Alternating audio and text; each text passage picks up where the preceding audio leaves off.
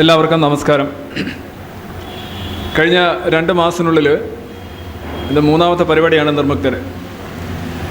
നമ്മളിന്ന് അല്പം വൈകിട്ടുണ്ട്, അതുകൊണ്ട് തന്നെ വളരെ പെട്ടെന്ന് തന്നെ കാര്യങ്ങളിലേക്ക് കടക്കുകയാണ്. ഒരുപക്ഷെ നിങ്ങൾ ഈ പുസ്തകം വായിച്ചവർ അല്ലെങ്കിൽ കണ്ടവർ മനസ്സിലായി കാണും. ഇതിനകത്ത് ആദ്യത്തെ ചാപ്റ്ററിൽ ഞാനൊരു ഇൻട്രൊഡക്ഷൻ എഴുതിയിരുന്നു. അതിലെഴുതിയിരിക്കുന്ന വാക്യതാണ്: റിച്ചാർഡ് ഡോക്കിൻസ് എന്ന നട്ടലുള്ള ജീവി എന്നുള്ളതാണ്. നട്ടല് സാധാരണ നമുക്കെല്ലാം ഉണ്ട്. ഒരു നട്ടലും ചുമന്നുകൊണ്ടാണ് സ്വാഭാവികമായിട്ടും എല്ലാ മനുഷ്യരും നടക്കുന്നത്. പക്ഷേ ഒരു നട്ടൽ ഉണ്ടാവുക എന്നുള്ളതും അത് ഉപയോഗിക്കുക എന്നുള്ളതും രണ്ടാണ്. ഡോക്കിൻസ് തനിക്ക് നട്ടല് ഉണ്ട് എന്ന് തെളിയിച്ച ഒരു ശാസ്ത്രജ്ഞനാണ്.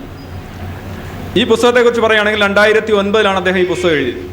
അന്ന് ഈ പുസ്തകം ഇറങ്ങിയപ്പോൾ തന്നെ ഞാൻ മോഡേൺ ബുക്സിൽ പോയി എൻ്റെ സഹപ്രവർത്തനായിരുന്ന പ്രൊഫസർ കൃഷ്ണാനന്ദാണ് എന്നെ അങ്ങോട്ട് പറഞ്ഞു വിട്ടത്. അവിടുന്ന് പുസ്തകം വായിച്ചു. അന്ന് തന്നെ എനിക്ക് തോന്നി ഇത് മലയാളത്തിൽ വരണം.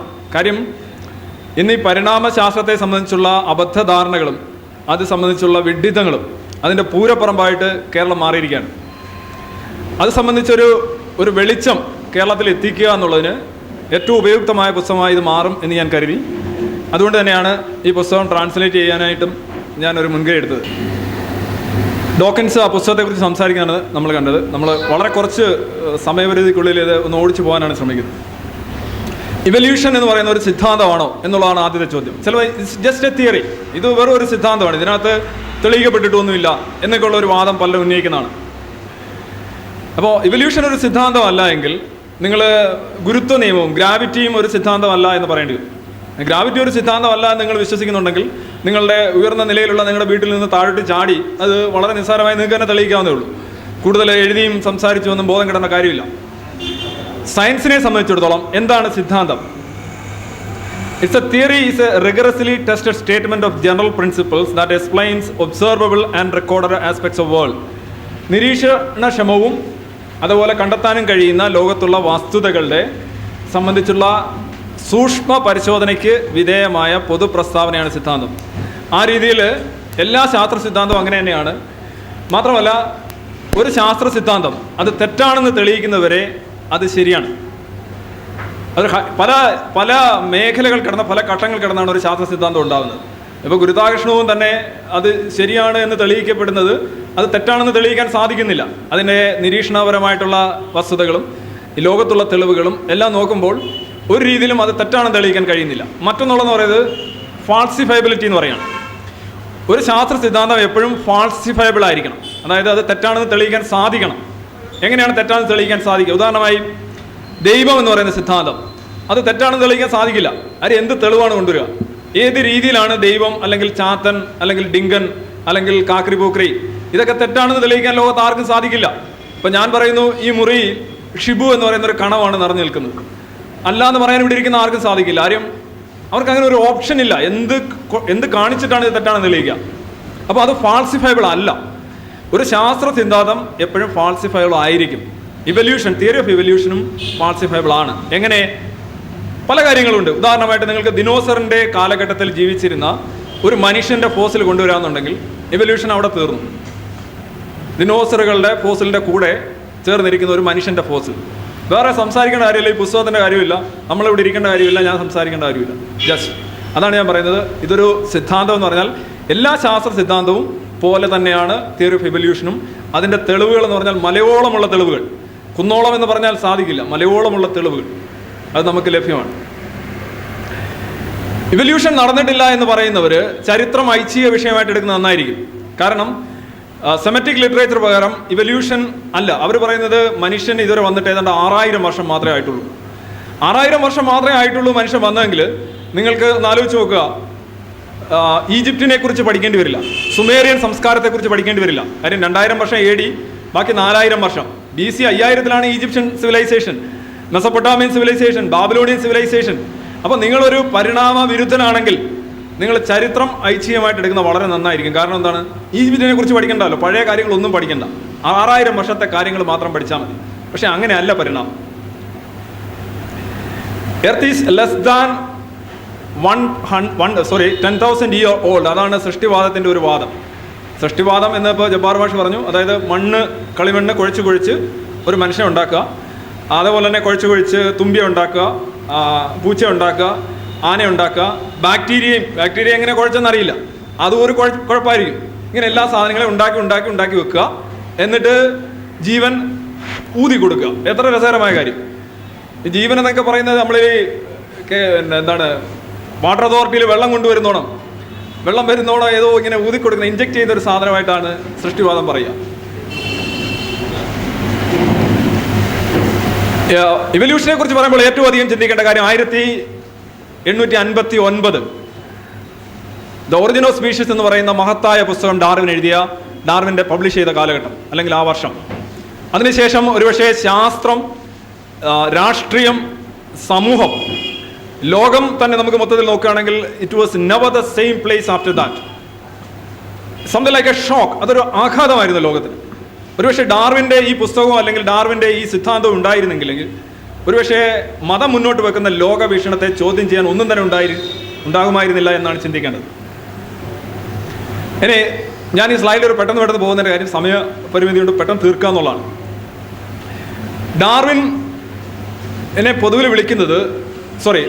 ഡോക്കിൻസിനെ പൊതുവിൽ വിളിക്കുന്നത് ഡാർവിൻ്റെ റോഡ്വീലർ എന്നാണ്. റോഡ്വീലർ എന്ന് പറഞ്ഞാൽ ഒരു സങ്കരയിനം നായയാണ്, ഉന്നതകുല ജാതനായിട്ടുള്ള ഒരു സങ്കരയിനം നായയാണ്.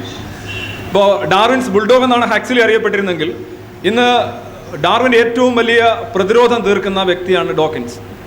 ലണ്ടൻ തെരുവീതികളിലൂടെ നടന്നു പോകുന്ന 10 പേരെ നിങ്ങൾ തടഞ്ഞു നിന്ന് ചോദിക്കുക ഡാർവിൻ്റെ പിൻഗാമി ആര് എന്ന് ചോദിച്ചാൽ 9 out of 10 people will say that it is Richard Dawkins. Dawkins കേവലം ഒരു പരിണാമശാസ്ത്രജ്ഞനല്ല, മതത്തിനെതിരെയുള്ള വളരെ കൃത്യമായ നിലപാടിലൂടെ ലോകം മുഴുവൻ അറിയപ്പെടുന്ന ഒരു റൈറ്റർ കൂടിയാണ്. അദ്ദേഹത്തിൻ്റെ ഗോഡ് ഡെല്യൂഷൻ എന്നുള്ള പുസ്തകത്തെക്കുറിച്ച് ഇവിടെ പറഞ്ഞു. അത് ആദ്യത്തെ ഒരു വർഷം തന്നെ ഏതാണ്ട് 15 ലക്ഷം കോപ്പികൾ വിറ്റഴിഞ്ഞ പുസ്തകമാണ്. 33 ലോക ഭാഷകളിൽ അത് വിവർത്തനം ചെയ്യപ്പെട്ടിട്ടുണ്ട്. ഞാൻ അതിനെക്കുറിച്ചൊരു പഠനം ഈ കേരളക്കരയിൽ എഴുതി, അതുപോലെ ഇപ്പോൾ 4ാമത്തെ എഡിഷനിലേക്ക് പോവുകയാണ്. So he was able to capture the attention of the people, arrest the imagination of the people. അത് വലിയൊരു സംഭവമാണ്. അപ്പോൾ അതുകൊണ്ട് തന്നെ വളരെ വിഖ്യാതനും പ്രസക്തനുമായിട്ടുള്ള ഒരു എഴുത്തുകാരൻ്റെ പുസ്തകത്തിലേക്കാണ് നമ്മൾ കടന്നു പോകുന്നത്. ഇത് ഇദ്ദേഹത്തെ പറഞ്ഞു, the funny thing is if in England you ask a man in the street who is the greatest living Darwinian and most of the people will say it is Richard Dawkins. അത് പറഞ്ഞത് Ernest മേയറാണ്. Ernest mayor ഒരുപക്ഷെ ഡോക്കിൻസിനേക്കാൾ വലിയ ആളായിരുന്നു. ഇപ്പോഴും നമ്മൾ പറയുമ്പോൾ പരിണാമമൊക്കെ നോക്കുമ്പോൾ ഡോക്കിൻസിനേക്കാൾ കൂടുതൽ കോൺട്രിബ്യൂഷൻ നടത്തിയെന്ന് പലരും പറയുന്ന വ്യക്തിയാണ് മേയർ. പക്ഷേ Dawkins may be he made evolution so understandable, നമുക്കെല്ലാം മനസ്സിലാകുന്ന രീതിയിൽ കാര്യങ്ങൾ പറയുക. ഒരുപക്ഷെ അദ്ദേഹത്തിൻ്റെ, ഞാനൊരു ഇംഗ്ലീഷ് അധ്യാപകനാണ്, അദ്ദേഹത്തിൻ്റെ ഇംഗ്ലീഷ് എനിക്ക് ശരിക്കും മീൻസ് പോയട്രി ഓൺ വീൽസ് എന്ന് വേണേൽ പറയാം. കവിത, ഡോക്കിൻസിൻ്റെ തന്നെ വിഖ്യാതമായിട്ടുള്ള ഒരു ലാംഗ്വേജ് ഉണ്ട്, അത് science is the poetry of reality. ശാസ്ത്രം എന്ന് പറയുന്നത് യാഥാർത്ഥ്യത്തിൻ്റെ കവിതയാണ്. ഈ പുസ്തകം നിങ്ങൾ ഒരുപക്ഷെ എനിക്കത് മലയാളത്തിലൊന്നും ആക്കാൻ സാധിച്ചിട്ടില്ല, മലയാളം നമ്മുടെ ഭാഷയുടേതായിട്ടുള്ള പ്രശ്നം ഉണ്ടാവും. പക്ഷെ ഒറിജിനൽ പുസ്തകം നിങ്ങളൊന്ന് വായിച്ചു നോക്കൂ. ഏതൊരു ഇംഗ്ലീഷ് അധ്യാപകൻ്റെയും ഇമാജിനേഷൻ അല്ലെങ്കിൽ അദ്ദേഹത്തിൻ്റെ സൃഷ്ടിപരതയെ ഉദ്ദീപിക്കുന്ന ഒരു പുസ്തകമാണ്. The style, the content and everything. ഇനി നമ്മൾ സബ്ജക്റ്റിലേക്ക് കിടക്കാണ്. ഇവിടെ ഇരിക്കുന്ന പലർക്കും ഇവല്യൂഷനിൽ എത്രമാത്രം താല്പര്യമുണ്ടെന്ന് എനിക്കറിയില്ല, പക്ഷേ this is very important. Natural selection, പ്രകൃതിപരമായ നിർദ്ധാരണം എന്ന് പറയും മലയാളത്തിൽ. എന്താണ് നാച്ചുറൽ സെലക്ഷൻ? ഇവല്യൂഷൻ്റെ ഒരു മെക്കാനിസമായിട്ട് അവതരിപ്പിക്കുന്ന നാച്ചുറൽ സെലക്ഷനാണ്. സംഗതി എന്താണ്? ഞാൻ പറയുന്നു, നിങ്ങളൊരു കല്ലെടുത്ത് മുകളിലോട്ട് എറിയുകയാണെങ്കിൽ അത് താഴെ വീഴുന്നു, അതാണ് എൻ്റെ നാച്ചുറൽ സെലക്ഷൻ എന്ന് പറഞ്ഞാൽ വളരെ സിമ്പിളായിപ്പോയി. പക്ഷെ അത് തന്നെയാണ് ഉദ്ദേശിക്കുന്നത്. ഒരു പരിസ്ഥിതിയിൽ നടക്കാനിടയുള്ള ഒരുപാട് സാധ്യതകൾ. ഇപ്പോൾ ഒരാൾ തെങ്ങ കയറിയാൽ തെങ്ങയിലോട്ട് മേളിലോട്ട് കയറാം, പകുതി നിന്ന് അവിടെ ഇരിക്കാം, താഴോട്ട് വീഴാം, തേങ്ങ കൊണ്ടുവരാം, അതിൻ്റെ മേളിൽ ചെന്ന് ബോധം കെട്ടിരിക്കാം, പലതും ചെയ്യാം. പക്ഷേ എന്താണ് അവിടെ നാച്ചുറലായിട്ട് നടക്കാൻ സംഭവം? ഇപ്പോൾ നിങ്ങളൊരു നോളജബിൾ അല്ലെങ്കിൽ ഇൻ്റലിജൻസ് ഉള്ള ഒരു ജീവിയാണെങ്കിൽ നിങ്ങൾ സ്വാഭാവികമായിട്ട് നിങ്ങൾ തേങ്ങ പറിച്ചുകൊണ്ട് വരും. അറിയില്ലാത്ത ഒരാളാണ്, അല്ലെ തേങ്ങ കയറാൻ അറിയില്ലാത്ത ഒരാളാണെങ്കിൽ താഴെ കിടക്കും. ഇത് ഒരു തേങ്ങ പഴുത്തു കഴിഞ്ഞാൽ എന്താ സംഭവിക്കുക? ഉണങ്ങി താഴെ വീഴുക. അതാണ് നാച്ചുറൽ സെലക്ഷൻ. അതാണ് സിംപ്ലി പറയുന്നത്, ഇറ്റ്സ് എ നാച്ചുറൽ സെലക്ഷൻ. പലരും പറയാറുണ്ട് നേച്ചർ എന്ന് പറയുന്നൊരു ശക്തി സെലക്ട് ചെയ്യുന്നതാണ്. അപ്പോൾ നേച്ചറാണ് ഈ ഒരു ശക്തി. അപ്പോൾ ഇവിടെ ദൈവം നിങ്ങൾ പറയുന്നില്ല, അവിടെ നേച്ചർ ഇല്ലേ? നാച്ചുറൽ സെലക്ഷനിൽ there is no nature and there is no selection in natural selection. Natural സെലക്ഷനിൽ നേച്ചറും ഇല്ല, സെലക്ഷനും ഇല്ല. എന്താ സെലക്ഷൻ? നിങ്ങളൊരു തുണിക്കടയിൽ പോയിട്ട് 10 തരം തുണികൾ കണ്ടിട്ടുള്ളത് ഒരു തുണി തിരഞ്ഞെടുക്കാം, അതാണല്ലോ സെലക്ഷൻ. അങ്ങനെ ഒരു സാധനം നാച്ചുറൽ സെലക്ഷനിൽ ഇല്ല. അതല്ല നാച്ചുറൽ സെലക്ഷൻ. ഒരു ഏജന്റും ഇല്ല. സ്വാഭാവികമായ തെരഞ്ഞെടുപ്പ് എന്നാണ് ഇതിന് പറയേണ്ടത്. അല്ല നേച്ചർ എന്ന് പറയുന്ന ഒരു ജീവിയോ അല്ലെങ്കിൽ ഒരു രാക്ഷസനോ അല്ലെങ്കിൽ ഒരു ശക്തിയോ ഒന്നും അല്ല സെലക്ട് ചെയ്യുന്നത്. നാച്ചുറലായിട്ട് നേച്ചറൽ എന്നുള്ള വാക്കാണ് പ്രധാനം, അല്ല നേച്ചർ അല്ല. അതാണ് ഞാൻ പറഞ്ഞത്. ഒരു കല്ലെടുത്ത് മേലോട്ട് എറിയുകയാണെങ്കിൽ അത് താഴെ വീഴുന്നതാണ് എൻ്റെ നാച്ചുറൽ സെലക്ഷൻ.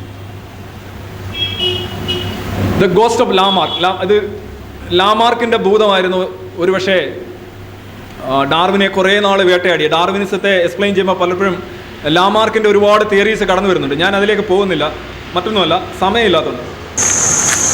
നിങ്ങളിപ്പോൾ ഇവിടെ കാണുന്നത് ഒരു അര ജിറാഫിനെയാണ്. സൃഷ്ടിവാദികൾ പലപ്പോഴും ചോദിക്കുന്ന ചോദ്യമുണ്ട്, ജിറാഫിൻ്റെ കഴുത്ത് എങ്ങനെ നീണ്ടു? അപ്പോൾ നമ്മൾ പരിണാമം വെച്ച് പറയും അത് ഘട്ടം ഘട്ടമായി അഡ്വാൻറ്റേജസ് ആയിട്ട് തോന്നി പടിപടിയായിട്ടുള്ള വളർച്ചയിലൂടെയാണ് ജിറാഫിൻ്റെ കഴുത്ത് നീണ്ടത്. അപ്പോൾ പലരും ചോദിക്കും ജിറാഫിൻ്റെ കഴുത്ത് നീണ്ടു, എന്നാൽ അതിൻ്റെ അത്രയും മുക്കാ കഴുത്തുള്ള ജീവി എവിടെ, അരക്കഴുത്തുള്ള ജീവി എവിടെ എന്നൊക്കെ ചോദിക്കുന്നവരുണ്ട്. ഒരു കാര്യം ശ്രദ്ധിക്കുക, ജിറാഫിന് ഇത്രയും നീളമുള്ള കഴുത്തുള്ളത് കൊണ്ട് മുക്കാ കഴുത്തുള്ള ജീവിയും അരക്കഴുത്തുള്ള ജീവിയും ഉണ്ടാവണമെന്ന് യാതൊരു നിർബന്ധമില്ല. പരിണാമം അങ്ങനെ ഒരു സാധനമല്ല. പരിണാമം എന്ന് പറയുന്നത് ബ്ലൈൻഡാണ്, അന്ധമാണ്. അതിന് ടാർഗറ്റ് ഇല്ല, അതിന് ലക്ഷ്യസ്ഥാനമില്ല. അതിന് എവിടെയെങ്കിലും ഇന്നടത്ത് എല്ലാ ജീവികളെയും മനുഷ്യനാക്കി കളയാം എന്ന് പറയുന്ന ഒരു കരാറൊന്നുമല്ല പരിണാമം. മനുഷ്യരാകാം, ആകാതിരിക്കാം. ഞാനൊരു അനോളജി പറയാം. അതായത് ഒരു പ്ലാസ്റ്റിക് ബോട്ടിൽ ജലത്തിൽ ഒരു തടാകത്തിൽ കിടക്കുന്നു, അല്ലെങ്കിൽ ഒരു കായലിൽ കിടക്കുന്നു.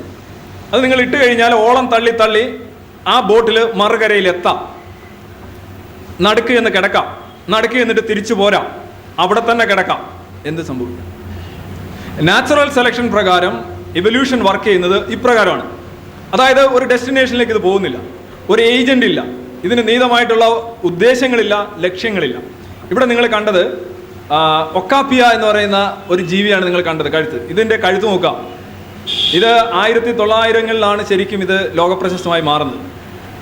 It's Congo island, republic of കോങ്കോയിലാണ് ഈ ജീവിയെ കണ്ടെത്തിയത്.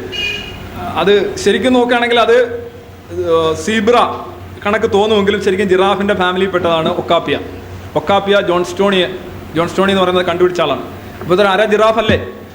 അര ജിറാഫാണ്. പക്ഷെ സൃഷ്ടിവാദപരം നോക്കുമ്പോൾ അര ജിറാഫായി, ഓക്കെ. പക്ഷെ ഇങ്ങനെയല്ല പരിണാമം നമ്മൾ തെളിയിക്കാൻ ഉദ്ദേശിക്കുന്നത്. അര ജിറാഫ് ഉണ്ടാവണമെന്ന് നിർബന്ധമില്ല. രണ്ട് ജീവികൾക്കിടയിൽ വേറൊരു ജീവി ഉണ്ടാവണമെന്ന് നിർബന്ധമില്ല. മനുഷ്യന്റെ കൈക്ക് ഇത്രയും നീളം ഉണ്ടെങ്കിൽ പകുതി നീളമുള്ള കൈക്ക് നീളമുള്ള ഒരു ജീവി ഉണ്ടാവണമെന്നില്ല. അതല്ല പരിണാമം. പരിണാമത്തിന്റെ സ്പിരിറ്റ് മനസ്സിലാക്കാൻ ഞാൻ വെറുതെ കാണിച്ചതേ ഉള്ളൂ. സർവൈവൽ ഓഫ് ദ ഫിറ്റസ്റ്റ് എന്നാണ് എല്ലാവരും പറയുക. എന്താണ് എൻ്റെ അർത്ഥം? ഏറ്റവും കൂടുതൽ ശക്തൻ അതിജീവിക്കുക. അങ്ങനെയാണെങ്കിൽ ആന മാത്രമല്ലേ അതിജീവിക്കണ്ടേ? ഫിറ്റസ്റ്റ് എന്ന് പറയുമ്പോൾ അവിടെ ഉദ്ദേശിക്കുന്നത് യോഗ്യതയാണ്. യോഗ്യത എന്ന് പറയുമ്പോൾ കമ്പാറ്റബിലിറ്റി എന്ന് പറയും. നമ്മൾ ഒരു പർട്ടിക്കുലർ സിറ്റുവേഷനിൽ, ഇപ്പോൾ ഉദാഹരണമായിട്ട് ഒരു ട്രെയിൻ അപകടം ഉണ്ടാവും. ട്രെയിൻ അപകടം ഉണ്ടാകുമ്പോൾ ഒരു ചെറിയ ബോഗി മാത്രം, ഒരു വിൻഡോ മാത്രം തുറന്നിരിക്കുന്നു. ആ വിൻഡോയിലൂടെ മാത്രമേ ആളുകൾക്ക് അകത്തും പുറത്തും പോകാൻ പറ്റുള്ളൂ. അപ്പോൾ അതിനകത്തൊരു ധാരാസിംഗ് ഉണ്ട്, അതിനകത്തൊരു ഗുസ്തിക്കാരനുണ്ട്, ഭയങ്കര കരുത്തന്മാരൊക്കെ ഉണ്ട്. പക്ഷേ രക്ഷപ്പെടുന്ന ആരായിരിക്കും? കൊച്ചുകുട്ടികളായിരിക്കും. ആ കൊച്ചുകുട്ടിയാണ് അവിടെ ഫിറ്റസ്റ്റ്.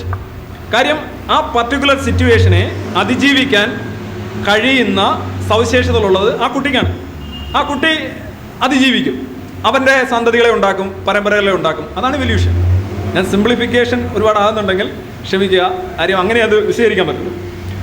ദെൻ ഒരു ജീവിക്കും ഇവല്യൂഷൻ വേണം, എനിക്കെന്താ കൈക്ക് ഇച്ചിരി നീളമായി കളയാം എന്ന് തീരുമാനിക്കാൻ സാധിക്കില്ല.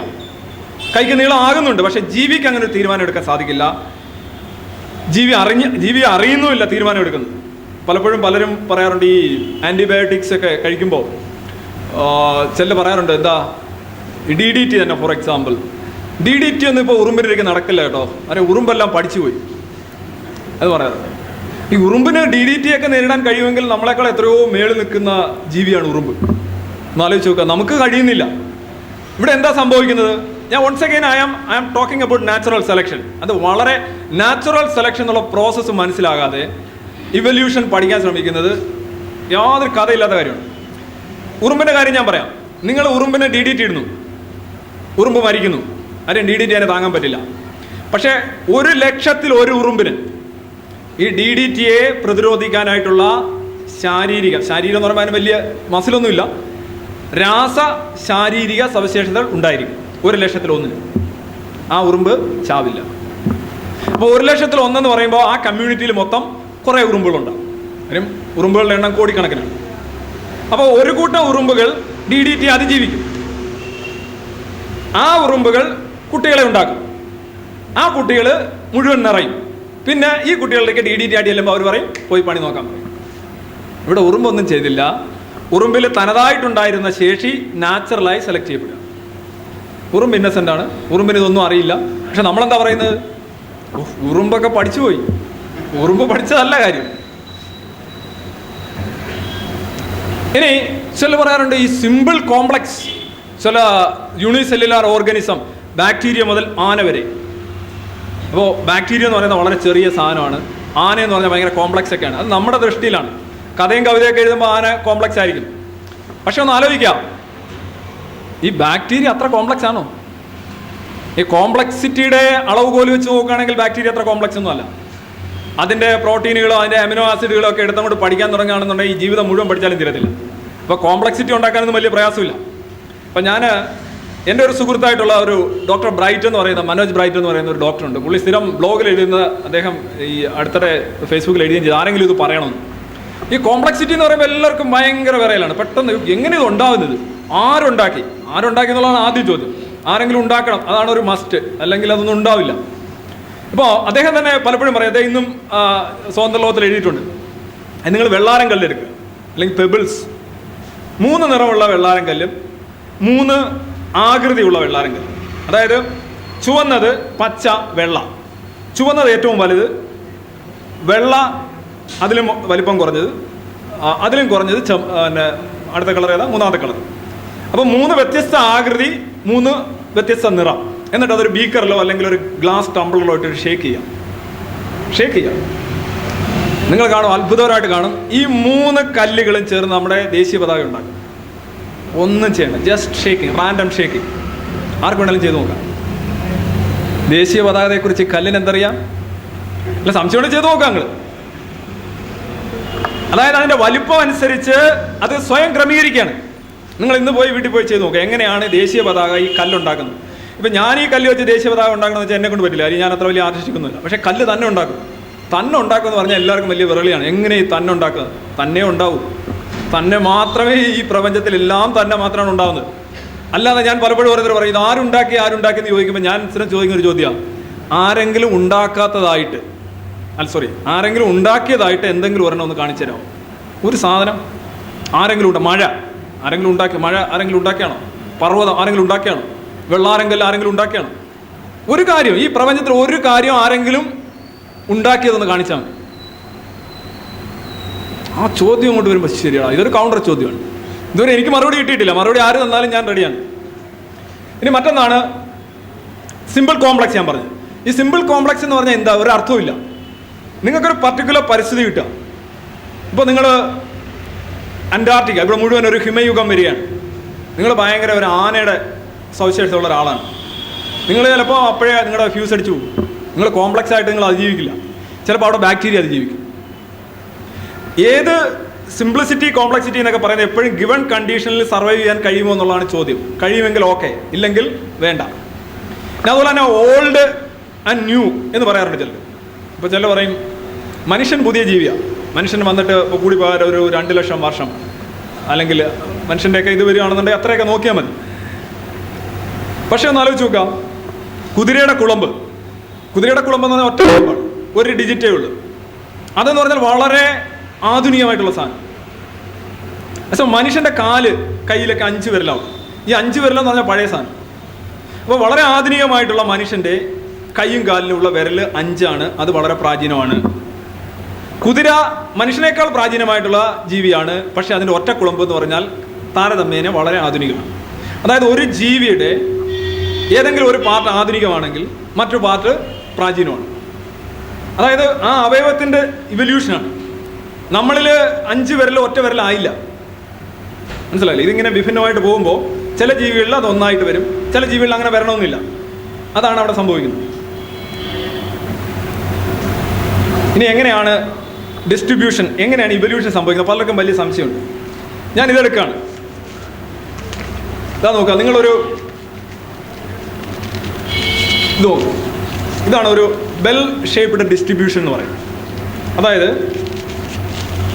ഇങ്ങനെ ഒരു സാധനം ഇരിക്കുക. ഇതിൻ്റെ ഒരറ്റത്ത് ഞാൻ അവിടെ ഇരിക്കുന്ന ടൈഗർ, വേറൊരുത്തത് മങ്കി. ടൈഗർ മങ്കി ആവുമോ? കടുവ കുരങ്ങനാവോ? ഒരിക്കലും ആവില്ല. ഒരു കടുവയും കുരങ്ങനെ പ്രസവിക്കില്ല, ഒരു കുരങ്ങനും മനുഷ്യനെ പ്രസവിക്കില്ല, ഒരു മനുഷ്യനും കുരങ്ങനെ പ്രസവിക്കില്ല. അതെന്തുകൊണ്ടാണെന്ന്, അതാണ് ഇവല്യൂഷൻ. ചിലർ പറയും ഇവല്യൂഷൻ ശരിയാണെങ്കിൽ കുരങ്ങൻ ഒരു മനുഷ്യനെ പ്രസവിക്കണം. ഇങ്ങനെയാണ് ആളുകൾ ധരിച്ചിരിക്കുന്നത്. കുരങ്ങൻ ഒരു മനുഷ്യനെ പ്രസവിച്ചാൽ അത് മിറക്കിളാണ്. There is no role for miracle in science. കുരങ്ങൻ എന്ന് പറയുന്ന പലരും പറയാറുണ്ട്, ഈ നിങ്ങളെല്ലാം പറയുന്നത് കുരങ്ങിൽ നിന്നാണ് മനുഷ്യനുണ്ടായത്, കുരങ്ങിൽ നിന്നാണ് മനുഷ്യനുണ്ടായത്. പിന്നെ ഈ കുരങ്ങൊക്കെ ഇപ്പോഴും കാഴ്ച ബംഗ്ലാവിൽ എന്തിനാണ് അവിടെ ഇരിക്കുന്നത്? അവർക്കൊക്കെ മനുഷ്യനായിക്കൂടെ എന്ന് ചോദിക്കാറുണ്ട്. അപ്പോൾ അവർ എത്ര അകലെയാണ് നിൽക്കുന്നത്. ജനസമൂഹത്തിലേക്ക് ഈ നുണകൾ ഇളക്കിവിടാൻ വളരെ എളുപ്പമാണ്. വളരെ വ്യക്തമായി ഇവല്യൂഷൻ്റെ ഒരു സിലബസ് എന്ന നിലയിൽ പറയാം, ഒരു കുരങ്ങനും മനുഷ്യനാവുകയോ അല്ലെങ്കിൽ ഒരു മനുഷ്യനും കുരങ്ങനാവുകയോ ചെയ്യില്ല. കുരങ്ങനിൽ നിന്നല്ല മനുഷ്യനുണ്ടായത്, മറിച്ച് മനുഷ്യനും കുരങ്ങും പങ്കിടുന്ന ഒരു പൊതുപൂർവികനുണ്ട് എന്നാണ് നമ്മൾ പറയുന്നത്. അതായത് കുരങ്ങുമല്ല മനുഷ്യനുമല്ല, ചിലപ്പോൾ കുരങ്ങിനോട് കൂടുതൽ സാദൃശ്യം ഉണ്ടാകും. ഈ പൊതുപൂർവികനെ നമ്മൾ ഷെയർ ചെയ്യുകയാണ് ചെയ്തത്. അല്ലാതെ കുരങ്ങിൽ നിന്നല്ല മനുഷ്യൻ്റെ. കുരങ്ങിൻ്റെ വഴി പോയി, മനുഷ്യൻ മനുഷ്യൻ്റെതായ വഴി പോയി. ഞാൻ അതെങ്ങനെയാണെന്ന് പറയാം. ഈ അറ്റത്തുള്ള ടൈഗർ മങ്കി ഞാൻ വെറുതെ 2 ജീവികളെ എടുത്തതേ ഉള്ളൂ. ടൈഗർ പ്രസവിക്കുന്നു, അത് ടൈഗർ ആയിരിക്കും. പുതിയ കുട്ടി പ്രസവിക്കുന്നു, അതും പുതിയ കുട്ടിയായിരിക്കും, ടൈഗർ തന്നെയായിരിക്കും. ഇങ്ങനെ 10-100 തലമുറ ടൈഗർ പ്രസവിക്കുന്നു, ടൈഗർ തന്നെയായിരിക്കും. പക്ഷേ ആദ്യത്തെ ടൈഗർ പ്രസവിക്കുമ്പോൾ ഉണ്ടാകുന്ന കുട്ടിയും അമ്മയും തമ്മിൽ ഒരു ചെറിയ വ്യത്യാസം എവിടെയെങ്കിലും കാണും. ചെറിയെന്ന് പറഞ്ഞു കഴിഞ്ഞാൽ വളരെ ചെറുതായിരിക്കും, അത് അവഗണിക്കാവുന്ന രീതിയിൽ ചെറുത്. അതിൻ്റെ കുട്ടിയും മുത്തശ്ശിയും തമ്മിൽ ചെറിയ വ്യത്യാസം, ചെറിയെന്ന് പറഞ്ഞാൽ വളരെ ചെറിയ വ്യത്യാസം, അവഗണിക്കാവുന്ന രീതി. പക്ഷേ 100ാമത്തെ കുട്ടി വരുമ്പോൾ ആദ്യത്തെ മുതുമുത്തശ്ശിയുമായിട്ടുള്ള വ്യത്യാസം ഒരല്പം ഉണ്ടാവും. അതും സ്പീഷീസ് എന്നുള്ള അതിർത്തി വിടാത്ത അത്രയും സ്പീഷീസ് അല്ലാതാവില്ല, അപ്പോഴും അങ്ങനെ കുഴപ്പമില്ല.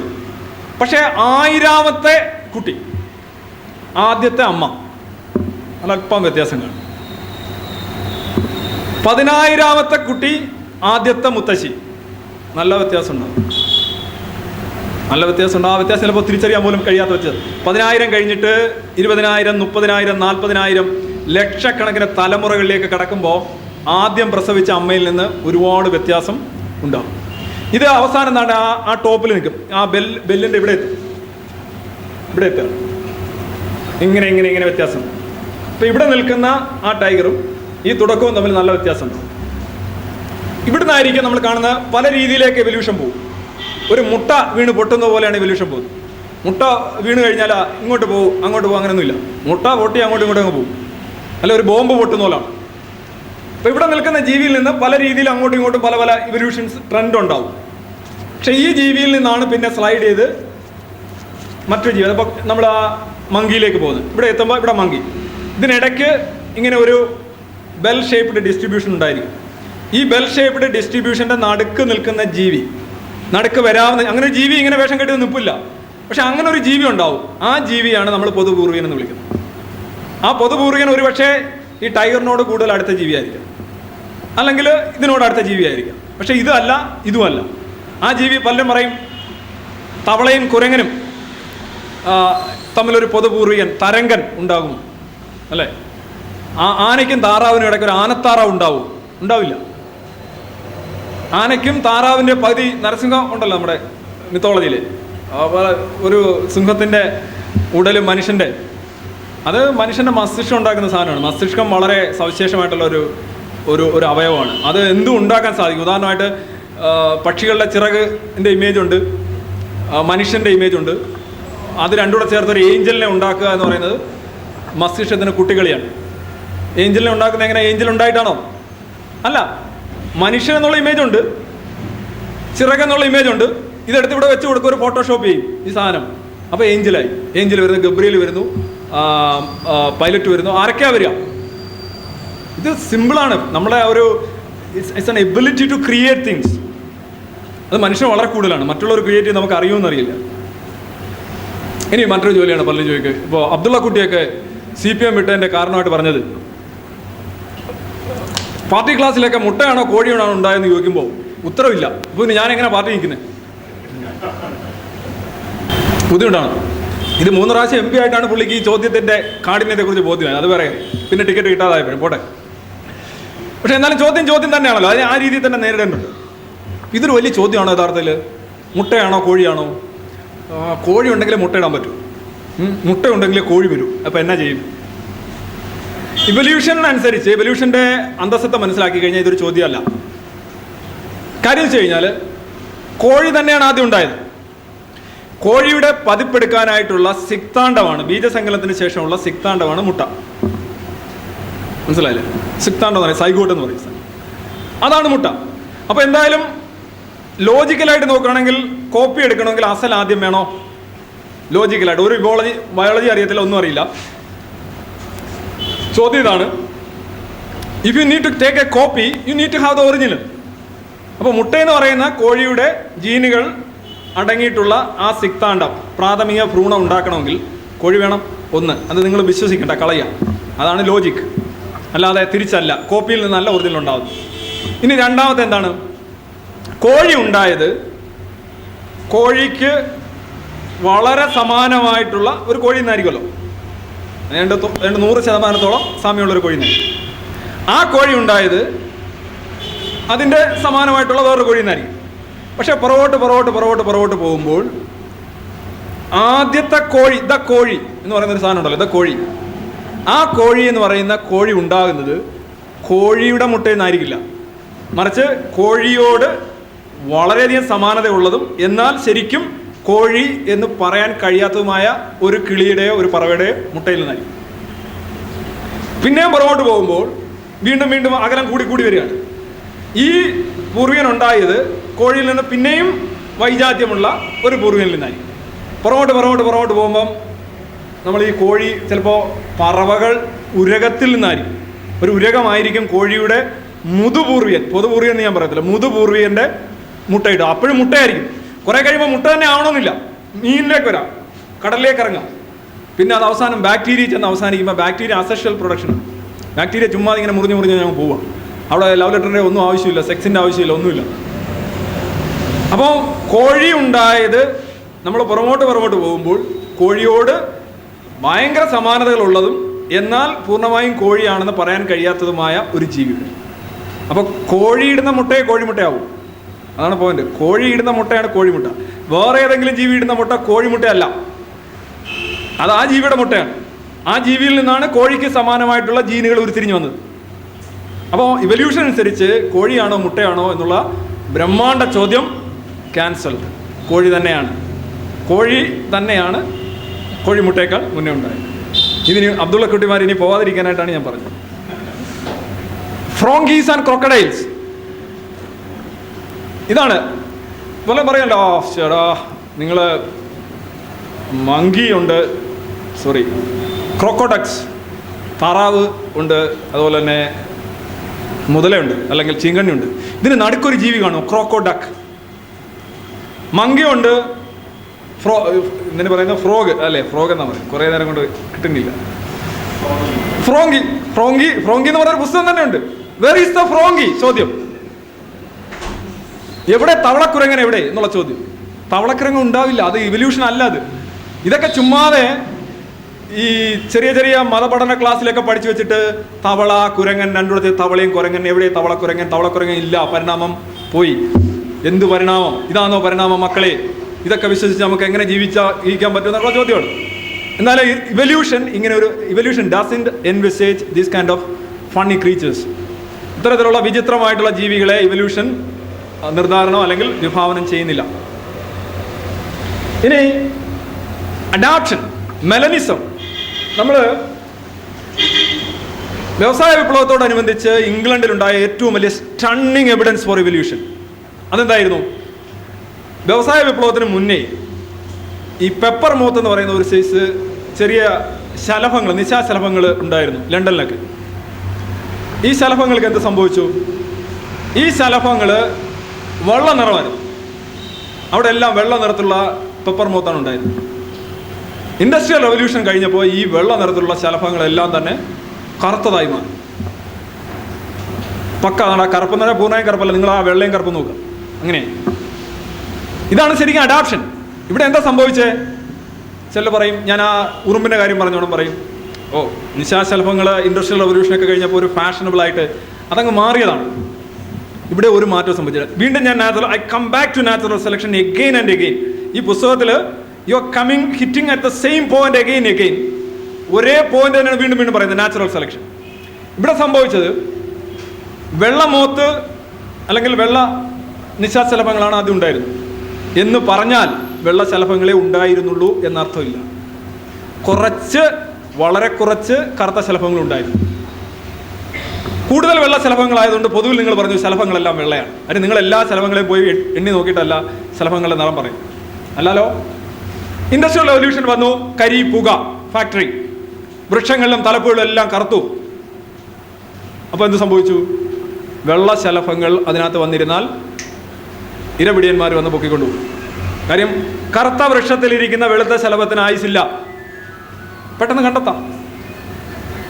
പക്ഷെ കറുത്ത വൃക്ഷങ്ങളിൽ ഇരിക്കുന്ന കറുത്ത ശലഭങ്ങൾ അവരെ കണ്ടുപിടിക്കില്ല. അപ്പോൾ എന്ത് ചെയ്യും? വളരെ കുറച്ച് മാത്രം ഉണ്ടായിരുന്ന കറുത്ത ശലഭങ്ങൾ അവരെ കണ്ടെത്താതെ അവരതിജീവിച്ചു, വെളുത്ത ശലഭങ്ങളെല്ലാം തിന്നു. അപ്പോൾ അവസാനം എന്തായി? ഈ വളരെ കുറച്ചുള്ള കറുത്ത ശലഭങ്ങൾ അതിജീവിച്ച് അവ ഇരട്ടിക്കാൻ തുടങ്ങി. ഒരു 10-20 വർഷമായപ്പോഴത്തേക്ക് വെളുത്ത ശലഭങ്ങൾ മുഴുവൻ മൃതിയടഞ്ഞു, കറുത്ത ശലഭങ്ങൾ വളരെ കുറച്ചുണ്ടായിരുന്ന അവ വ്യാപരിച്ചു. അപ്പോൾ എല്ലാവരും പറഞ്ഞു എന്താണ്? ലണ്ടനിൽ ശലഭങ്ങളെല്ലാം നിറം മാറ്റി. ശലഭങ്ങൾ നിറം മാറ്റിയതല്ല, മറിച്ച് ഞാൻ വീണ്ടും പറയുന്നു, കറുത്ത ശലഭങ്ങൾ വളരെ കുറച്ചുണ്ടായിരുന്നു, വളരെ കുറച്ച്. നിങ്ങൾ കരുതി അല്ലെങ്കിൽ നമ്മൾ കരുതി ശലഭങ്ങളെല്ലാം വെളുത്തതാണെന്ന്. അങ്ങനെ ആയിരുന്നില്ല. ഇൻഡസ്ട്രിയൽ റവല്യൂഷൻ വന്നപ്പോൾ കരിയും പുകയും ചേർന്ന് ഈ വൃക്ഷത്തലപ്പുകളും ഒക്കെ കറുത്തു പോയപ്പോൾ അവിടെ ഇരുന്ന വെളുത്ത ശലഭങ്ങളെയെല്ലാം ഇരപിടിയന്മാർ ആഹരിച്ചു. അങ്ങനെ കറുത്ത ശലഭങ്ങൾ അതിജീവിച്ചു. അതിനെയാണ് നമ്മൾ ഇൻഡസ്ട്രിയൽ മെലനിസം എന്ന് പറയുന്നത്. It's also actually an evidence for natural selection. I will come back to the same point again.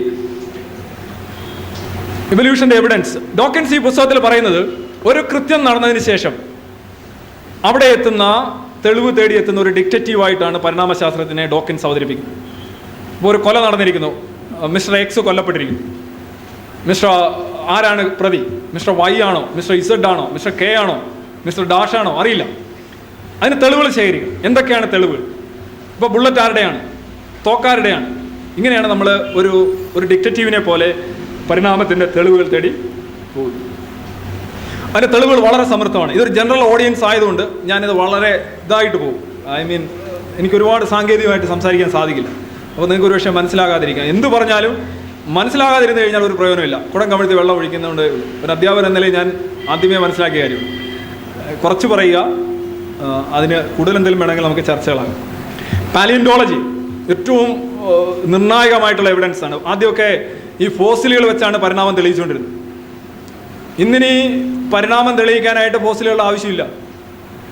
ഞാൻ മലപ്പുറത്ത് പോയി, നിലമ്പൂർ പോയി ഇത് പ്രസംഗിച്ചപ്പോൾ പിറ്റേന്ന് കുറേ ഫേസ്ബുക്കിലൊക്കെ ഇട്ടിരുന്നു, ഓ ഫോസിലുകളുടെ ആവശ്യമില്ല എന്ന് പറയുന്നതിൻ്റെ കാര്യം എന്താ അറിയോ? ഫോസിലുകളൊന്നും ഇല്ല. അതുകൊണ്ടാണ് അയാൾ പറയുന്നത് ഫോസിലുകളിൽ ഇനി വിശ്വാസമില്ല. ഫോസിലുകളിൽ വിശ്വാസമില്ല എന്നിട്ടല്ല, ഫോസിലുകളുണ്ട്, ആവശ്യത്തിലധികം ഫോസിലുകളുണ്ട്. പക്ഷേ ഫോസിലുകളിലേക്ക് മാത്രം കേന്ദ്രീകരിക്കേണ്ട കാര്യമില്ല. നമ്മളൊരു കുടിൽ അല്ല നല്ലൊരു വീട്ടിലാണ് താമസിച്ചെങ്കിൽ നമുക്കിപ്പോൾ ഒരുപാട് വീടുകൾ വേറെ ഉണ്ടെങ്കിൽ ഈ വീട് തന്നെ വേണമെന്നില്ലല്ലോ. ഫോസിലുകളുണ്ടോ? വളരെ നല്ലത്. ഇല്ലേ? No problem. അതാണ് നിയോ ഡാർവിനിസത്തിൻ്റെ കാതൽ. ഒരൊറ്റ ഫോസിലും ഇല്ലെങ്കിലും ഇന്ന് പരിണാമം തെളിയിക്കാൻ സാധിക്കും. പണ്ട് ഡാർവിനൊക്കെ കഷ്ടപ്പെട്ട് പോയി കുഴിച്ച് ഫോസിൽ എടുക്കുമായിരുന്നു. വലിയ ഇന്നത്തെ കണക്ക് എക്സ്കവേറ്ററിന് സാധനമൊന്നും ഇല്ല. പക്ഷെ എന്നാലും ഓരോന്നൊക്കെ പൊക്കിയെടുക്കുമ്പോൾ ഈ പരിണാമശാസ്ത്രജ്ഞർക്ക് ഉണ്ടാകുന്ന ആനന്ദം ഭയങ്കരമായിരുന്നു. ഒരെണ്ണത്തിൻ്റെ കിട്ടി, ഇങ്ങനെ കിട്ടി. പക്ഷേ ഈ ഫോസിലിൻ്റെ ഒരു പ്രശ്നം എന്ന് പറഞ്ഞു കഴിഞ്ഞാൽ പ്രധാനമായും ഫോസിലുകൾ യൂറോപ്പിൽ ആണ് കൂടുതലും കുഴിച്ചു നോക്കിയിട്ടുള്ളത്. ഏഷ്യയിൽ ഇവിടെ ഒന്നും കുഴിച്ചു നോക്കിയിട്ടില്ലല്ലോ. തിരുവനന്തപുരത്ത് ആരാ ഫോസിൽ കുഴിച്ചിട്ടുള്ളത്? തിരുവനന്തപുരത്ത് എന്തെങ്കിലും കാണത്തില്ലേ? അതിന് സമയമില്ല. ആളുകൾ ജീവിക്കും, അതിൻ്റെ അടിയിട്ട് കുഴിക്കൂ. ഇതൊക്കെ വളരെ ബുദ്ധിമുട്ടാണ്. ഒന്നാമത് 99% ജീവികളും 99.9% ജീവികളും മരിച്ചു കഴിഞ്ഞാൽ ജീർണിച്ചു പോകും, കാണത്തില്ല. ഇനി ഒരു ഫോസിൽ അവശേഷിക്കണമെങ്കിൽ 2 ശിലാപാളികൾക്കിടയിൽ മർദ്ദവും താപവും, അതായത് വായു കിടക്കാത്ത 2 ശിലാപാളികൾക്കുള്ളിൽ ഒരു ശവശരീരം അവിടെ സൂക്ഷിക്കപ്പെടും. അതിനുള്ള സാധ്യത ഒന്ന് ആലോചിച്ച് നോക്കുക. അങ്ങനെയാണെങ്കിൽ മാത്രമേ, അതായത് വെള്ളം കൊണ്ടോ തീ കൊണ്ടോ ജീർണിക്കുകയോ ഒന്നും ചെയ്യാതെ ഒരു ശവശരീരം അല്ലെങ്കിൽ ഒരു ശരീരഭാഗം വായു കറക്കാത്ത 2 ശിലാപാളികൾക്കിടയിൽ പേസ്റ്റ് ചെയ്ത് നമ്മളെ സാൻഡ്വിച്ച് പോലെ നിൽക്കുകയാണെന്നുണ്ടെങ്കിൽ ഈ സാധനം തുറക്കുമ്പോൾ ഈ സാധനം കിട്ടും. എളുപ്പമാണോ? എളുപ്പമല്ല. എന്നിട്ടും നമുക്ക് കോടിക്കണക്കിന് ഫോസിലുകളാണ് നമുക്ക്. നമ്മൾ എവിടെ കുഴിച്ചത്? നമ്മൾ 1% ഫോസിലുകൾ പോലും കുഴിച്ചെടുത്തിട്ടില്ല. അത് സാധിക്കുകയില്ല. ഞാൻ പറഞ്ഞു, ഇവിടെയൊക്കെ ഇവിടെ ഏഷ്യയിലെങ്ങും ഫോസിലുകൾ വളരെ, ഇപ്പോൾ ചൈനയിലൊക്കെ കുറേ തിമിംഗലത്തിൻ്റെയൊക്കെ ഫോസിലുകൾ ഇപ്പോൾ വന്നിട്ടുണ്ട്. പക്ഷെ അല്ലാതെ കൂടുതലും അമേരിക്കയിൽ പോലും ശരിക്കും നടന്നിട്ടില്ല. അപ്പോൾ ഫോസിലുകളിലൊക്കെ മാത്രം നമുക്കിനി പരിമിതപ്പെടേണ്ട കാര്യമില്ല. ഇനി മറ്റൊന്നാണ് ഏജ് ഓഫ് എർത്ത്. എല്ലാവരും പറയും 6000 വർഷം ആദമാണ് ജനിച്ചത് ആദ്യം. ആദത്തിൻ്റെ സന്തതി പരമ്പരകളുടെ വർഷമൊക്കെ എഴുതി കൂട്ടാന്നുണ്ടെങ്കിൽ ബൈബിൾ അനുസരിച്ച് മനുഷ്യനുണ്ടായിട്ട് 6000 വർഷം, 6004 അല്ലേ? ബിഷപ്പ് അഷർ എന്ന് പറയുന്ന ഒരു മിടുക്കം പറഞ്ഞിട്ടുണ്ട്, ഈ പ്രപഞ്ചം ഉണ്ടായത് BC 4004 ഒക്ടോബർ 23, അങ്ങനെ ഒരു ഡേറ്റ് അദ്ദേഹം പറഞ്ഞിട്ടുണ്ട്. അന്ന് ഒക്ടോബറൊക്കെ ഉണ്ട്. അന്ന് ഒക്ടോബർ ഇല്ല യഥാർത്ഥത്തിൽ. ഒക്ടോബർ ഉണ്ടായത് ഒക്ടോബിയസ് സീസറിൽ നിന്നാണ്. ഒക്ടോബിയസ് സീസർ എന്ന് പറയുന്നത് ജൂലിയസ് സീസറിൻ്റെ നെഫ്യൂ ആണ് ശരിക്കും. ഇയാളങ്ങ് പറയാണ്. ആരും പണ്ട് 10 മാസമേ ഉള്ളൂ, ആഡ് ചെയ്താണ്. പിന്നെ 2 മാസം ആഡ് ചെയ്താണ് അത് 12 ആക്കിയത്. അത് എല്ലാവർക്കും അറിയാവുന്ന കാര്യമാണ്. പോട്ടെ. ഇനി മറ്റൊന്ന് മോളിക്കുലാർ ബയോളജി. ഫോസിൽ വേണ്ട, മോളിക്കുലാർ ബയോളജി എന്ന് പറയുന്ന ഒറ്റ ശാസ്ത്രശാഖ കൊണ്ട് പരിണാമം കൃത്യമായി തെളിയിക്കാൻ സാധിക്കും. അത് ഈ പുസ്തകത്തിലുണ്ട്. ഞാൻ പുസ്തകത്തിന് ഒരു ഇൻട്രോ ആയിട്ട് പറയുന്നേ ഉള്ളൂ. ജനറ്റിക്സ് ഇപ്പോൾ നമ്മൾ എന്താ കാണാൻ പോകുന്നത്? ജനറ്റിക്സിലുണ്ടായ മാറ്റങ്ങൾ, വളരെ അവിശ്വസനീയമായിട്ടുള്ള പുരോഗതിയാണ് ജനറ്റിക്സിലുണ്ടാകുന്നത്. ഇനിയിപ്പോൾ നിങ്ങളുടെ മുഴുവൻ രോഗവിവരങ്ങൾ ഒരു ഡിസ്കിലേക്ക് മാറുകയാണ്. നിങ്ങളുടെ ജീൻ വിവരങ്ങൾ, നിങ്ങളുടെ കുട്ടികൾക്കുണ്ടാകാൻ സാധ്യതയുള്ള അസുഖങ്ങൾ, നിങ്ങൾക്ക് തന്നെ ഉണ്ടാകാൻ സാധ്യതയുള്ള അസുഖങ്ങൾ, നിങ്ങളുടെ കോശങ്ങളിലുള്ള അപകടങ്ങൾ. ഈ കോശങ്ങൾ മരിക്കും, സ്വയം കോശങ്ങൾ മരിക്കുന്ന ഒരു ഘട്ടം വരും. ടെലമീറുകളുടെ കനം എപ്പോഴാണ് ഇത് നശിക്കാൻ പോകുന്നത്? എന്തെല്ലാം രോഗങ്ങൾ, പ്രമേഹമാണോ, എയ്ഡ്സ് ആണോ, ക്യാൻസർ ആണോ, ഇതെല്ലാം നിങ്ങൾക്ക് കിട്ടാൻ പോവാണ്. ജനറ്റിക്സിൽ അത്രമാത്രം ഹ്യൂമൻ ജിനോം പ്രോജക്റ്റിന് ശേഷം അത്ര വലിയ പുരോഗതിയാണ് ജനറ്റിക്സിലുണ്ടായത്. ജനറ്റിക്സ് ഉറക്കെ പ്രഖ്യാപിക്കുന്നു പരിണാമം 100% റൈറ്റ് ആണ്. ആ തെളിവുകളെല്ലാം എനിക്ക് വിശദീകരിക്കാൻ കഴിയില്ല. But in this book everything is then. Embryology, ഭ്രൂണശാസ്ത്രം പണ്ട് ഹെക്കൽ വരച്ച പടം, ഹെക്കൽ വരച്ച പടമൊക്കെ വെച്ചുകൊണ്ട് വരാറുണ്ട്. ഹെക്കൽ അല്പം എക്സാഗറേറ്റഡ് ആയിട്ട് വരച്ചു. പക്ഷേ എന്നാലോചിക്കുക, എംബ്രിയോളജി എന്ന് നോക്കുക. അപ്പോൾ തോമസ് സാർ ഈ പുസ്തകത്തിന് ഒരു ആമുഖം എഴുതിയാണ്. അത് ചില സാങ്കേതിക കാരണങ്ങൾ അതിനകത്ത് വന്നിട്ടില്ല. അദ്ദേഹം ഗ്രേറ്റസ്റ്റ് ഓൺ എർത്ത് വായിച്ചിട്ട് കൃത്യമായിട്ട് എഴുതിയ ഒരു ആമുഖമാണ്. അദ്ദേഹം ഇപ്പോൾ ഹാൾഡേനെ കുറിച്ച് പറഞ്ഞു. ഹാൾഡേൻ ഇതേ കണക്ക് പ്രസവിച്ചുകൊണ്ടിരിക്കുമ്പോൾ ചോദിച്ചു, എനിക്ക് വിശ്വസിക്കാൻ കഴിയുന്നില്ല, എങ്ങനെയാണ് ഒരു ബാക്ടീരിയ പോലെയുള്ള ഒരു ഒറ്റ സെല്ല് വളർന്ന് ആന പോലെ ഒരു സാധനമാകുന്നത്? I cannot believe it. എനിക്കത് വിശ്വസിക്കാൻ പറ്റില്ല. നിങ്ങളിനി എന്തോ പറഞ്ഞാലും, അങ്ങനെയാണല്ലോ മതവിശ്വാസികൾ പറയുന്നത്, എന്താണ് എന്തോ പറഞ്ഞാലും എന്ന് പറഞ്ഞാൽ പിന്നെ ഒന്നും പറയണ്ടല്ലോ, എന്തോ പറഞ്ഞാലും എനിക്ക്.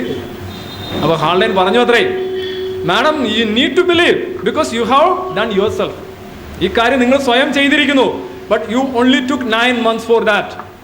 നിങ്ങൾ 9 മാസം മാത്രമേ അതിനെടുത്തിട്ടുള്ളൂ. എങ്ങനെയാണ്? ബീജവും അണ്ടവും ചേർന്ന് സിക്താണ്ഡം, ഒറ്റ കോശം. ആ കോശം ബ്ലാസ്റ്റുല ആകുന്നു എങ്ങനെയാണ്? സ്വയം വലുതാകാതെയാണ്. ആ പന്തായിട്ട് നമ്മളൊരു കേക്കിനകത്ത് വെച്ച് ഇങ്ങനെ കത്തി വെച്ച് മുറിക്കുന്നുണ്ട്. 2, 4, 8, 16, 32 എന്ന് പറഞ്ഞ് പോവാണ്. ഗ്യാസ്ട്രുലേഷൻ, അത് കഴിഞ്ഞ് ന്യൂറുലേഷൻ, അത് കഴിഞ്ഞ് എന്താണ്? എക്ടോഡം, മെസോഡം, എൻഡോഡം, പിന്നെ അവയവങ്ങൾ, തല, ജീവി ഫ്രോം ദ സിംഗിൾ സെൽ, ഒറ്റ സെല്ലിൽ നിന്ന്. സിക്താണ്ഡം അല്ലെങ്കിൽ എംബ്രിയോ അല്ലെങ്കിൽ സൈഗോട്ട് എന്ന് പറയുന്ന ഒരൊറ്റ സെല്ലിൽ നിന്ന് നിങ്ങൾ 2ആയി, 4ആയി, 8ആയി, 16ആയി, 32ആയി, 64ആയി. ബാക്കി കണക്കിൽ അത്ര എളുപ്പമല്ലാത്തതുകൊണ്ട് ഞാൻ നിർത്തുന്നു. നിങ്ങൾ ഇരട്ടിച്ച് കോടിക്കണക്കിന് സെല്ലുകളുള്ള ഒരു ജീവിയായിട്ട് മാറുമ്പോൾ you need to believe it. നിങ്ങളത് വിശ്വസിച്ചേ പറ്റൂ. കാര്യം നിങ്ങളത് ചെയ്തിരിക്കുന്നു. നിങ്ങൾ ഒരു സെല്ല് തന്നെ ആയിരുന്നു. അതാണ് ഹാൾഡേൻ പറഞ്ഞ പ്രശസ്തമായ വാചകം.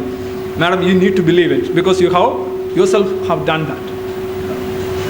അതാണ് എംബ്രിയോളജിയുടെ കാര്യത്തിൽ. പിന്നെ ജോഗ്രഫിക്കൽ ഡിസ്ട്രിബ്യൂഷൻ എന്ന് പറഞ്ഞാൽ വളരെ രസമാണ്. കങ്കാരു ഓസ്ട്രേലിയ മാത്രമേ ഉള്ളൂ. എങ്ങനെയാണ്? ആദ്യം ദൈവം കൊണ്ടുവന്ന ഒരു ഹെലികോപ്റ്ററിൽ പല ജീവികളെ കൊണ്ടിട്ട് കങ്കാരു എവനെ ഇവിടെ എടുക്കാം. ഓസ്ട്രേലിയയിൽ കിടക്കുന്നത്. Africa no kangaroo, Asia no kangaroo, Europe kangaroo അവിടെ ജനിക്കാൻ പറ്റില്ല. ഇതൊക്കെ എങ്ങനെയാണ് എക്സ്പ്ലെയിൻ ചെയ്യുന്നത്? Only through natural selection you can explain. ന്യൂസിലാൻഡിലും ഓസ്ട്രേലിയയൊന്നും ശരിക്കും മാമൽസ് പോലും ഇല്ല. അവിടെ വന്ന മാമൽസൊക്കെ ആരെങ്കിലും കൊണ്ടുവന്ന മാമൽസാണ്. കാര്യം അവിടെയുള്ള ബേർഡ്സിനെ നിങ്ങൾ കണ്ടിട്ടുണ്ടോ? മിക്കവാറും എല്ലാം ഫ്ലൈറ്റ്ലെസ് ബേർഡ്സ് ആണ് ന്യൂസിലാൻഡിലോ ഓസ്ട്രേലിയ. കാര്യം എന്താണ്? തൊട്ടടുത്ത കരഭാഗം സമുദ്രത്തിൽ നിന്ന് ഒരുപാട് അകലെയാണ്. അപ്പോൾ പറന്നു പോവുക എന്ന് പറഞ്ഞാൽ വലിയ ബുദ്ധിമുട്ടാണ്. അതുകൊണ്ട് പറന്ന് പോകേണ്ട കാര്യമില്ല. പിന്നെ എന്തിനാണ് പറക്കുന്നേ? നമ്മൾ ജോലിക്കാർ ചോദിക്കത്തില്ല, ജോലി ചെയ്യണമെങ്കിൽ പിന്നെ എന്തിനാ ജോലി ചെയ്യുന്നതെന്ന് ചോദിക്കില്ല. ജീവനക്കാരുടെ ഒരു പൊതു സമൂഹമാണ്. അപ്പോൾ പറക്കേണ്ട കാര്യമില്ല, പിന്നെ എന്തിനാ ഇങ്ങനെ അടിച്ചടിച്ച് പറക്കുന്നേ? ഒന്നത്. രണ്ട്, സസ്തനങ്ങൾ ഓസ്ട്രേലിയയിലും ന്യൂസിലാൻഡിലും കുറഞ്ഞപ്പോൾ എന്താണ്, അവിടെ ഒരു നീച്ചുണ്ട്. നീച്ചെന്ന് പറഞ്ഞാൽ ഒരു ആവാസ വ്യവസ്ഥ. എന്താ ഈ നീച്ചെന്ന് പറഞ്ഞാൽ? ഇപ്പോൾ ഉദാഹരണമായിട്ട് ജയറാമും മാമുക്കയും ഒരു സിനിമയ്ക്കകത്ത് മാമുക്കോയ ഒരു വില്ലനായിട്ട് വരുന്നുണ്ട്. അത് പറഞ്ഞാൽ ഞാൻ അവനെ അടിക്കും ഇവനെ അടിക്കും എന്നൊക്കെ പറഞ്ഞ് ഇങ്ങനെ മാമുക്കോയ നിൽക്കുമ്പോൾ മാമുക്കോയ പറയുന്നത് എന്നെ വെല്ലാൻ ആരുണ്ടാ എന്ന് ചോദിച്ചു. അങ്ങനെ ജയറാം എന്ന് പറയും നിന്നെ വെല്ലാൻ ഞാനുണ്ടാ എന്ന്. അപ്പോൾ മാമുക്കോയ ജയറാമിനോട് കൂട്ടി പിടിച്ചുകൊണ്ട് പറയും ഇനി ഞങ്ങളെ രണ്ടുപേരെയും വെല്ലാൻ ആരുണ്ടാ എന്ന് ചോദിച്ചു. അതേ കണക്ക് ജയറാം വരുന്നത് വരെ മാമുക്കോയ്ക്ക് അവിടെ ഒരു നീച്ചുണ്ട്. നീച്ചെന്ന് പറഞ്ഞു കഴിഞ്ഞാൽ അവിടെ അയാൾക്ക് വിലസാൻ പറ്റിയ ഒരു അവസരമുണ്ട്. ആ അവസരം മുതലാക്കിക്കൊണ്ടാണ് മാമുക്കോയെ എങ്ങനെ വിലസിക്കൊണ്ടിരുന്നത്. പക്ഷേ ജയറാം വന്നപ്പോൾ ഇനി രണ്ടുപേരുമായി. ഇതേ കണക്കാണ് ഓസ്ട്രേലിയ ന്യൂസിലാൻഡ് ഏരിയയിൽ സസ്തനങ്ങളില്ലാത്തതുകൊണ്ട് തറയിൽ നിന്നാൽ തന്നെ ആഹാരവും മറ്റു കാര്യങ്ങളും കിട്ടുമെന്നുള്ള അവസ്ഥ അവിടുത്തെ പക്ഷികൾക്ക് കിട്ടി. അപ്പോൾ അത് നാച്ചുറലി സെലക്ട് ചെയ്ത് എന്തിനാണ്? തറയെ സാധനം കിട്ടുമെങ്കിൽ എന്തിനാണ് പറക്കുന്നത്? Natural selection. ഒരുപാട് കാരണങ്ങളുണ്ട്. ഞാൻ ഇതിലേക്ക് വരികയാണ്. ഇനി മറ്റൊന്ന് അൺഇൻ്റലിജൻറ്റ് ഡിസൈൻ. ഇവല്യൂഷൻ്റെ ഏറ്റവും വലിയ തെളിവ് എന്താണ്? നിങ്ങളുടെ കണ്ണാണ് ഏറ്റവും വലിയ തെളിവ്. നിങ്ങളുടെ കണ്ണ് എന്തോന്ന് കണ്ണായത്? നിങ്ങളുടെ കണ്ണിന് കുഴപ്പമില്ല ഞാൻ പറയുന്നു. അതിന് ഡിസൈൻ ഡെഫിസിറ്റുകളേക്ക് നോക്കുക. മനുഷ്യൻ്റെ കണ്ണ് പല 12-13 തരം കണ്ണുകളുണ്ട്.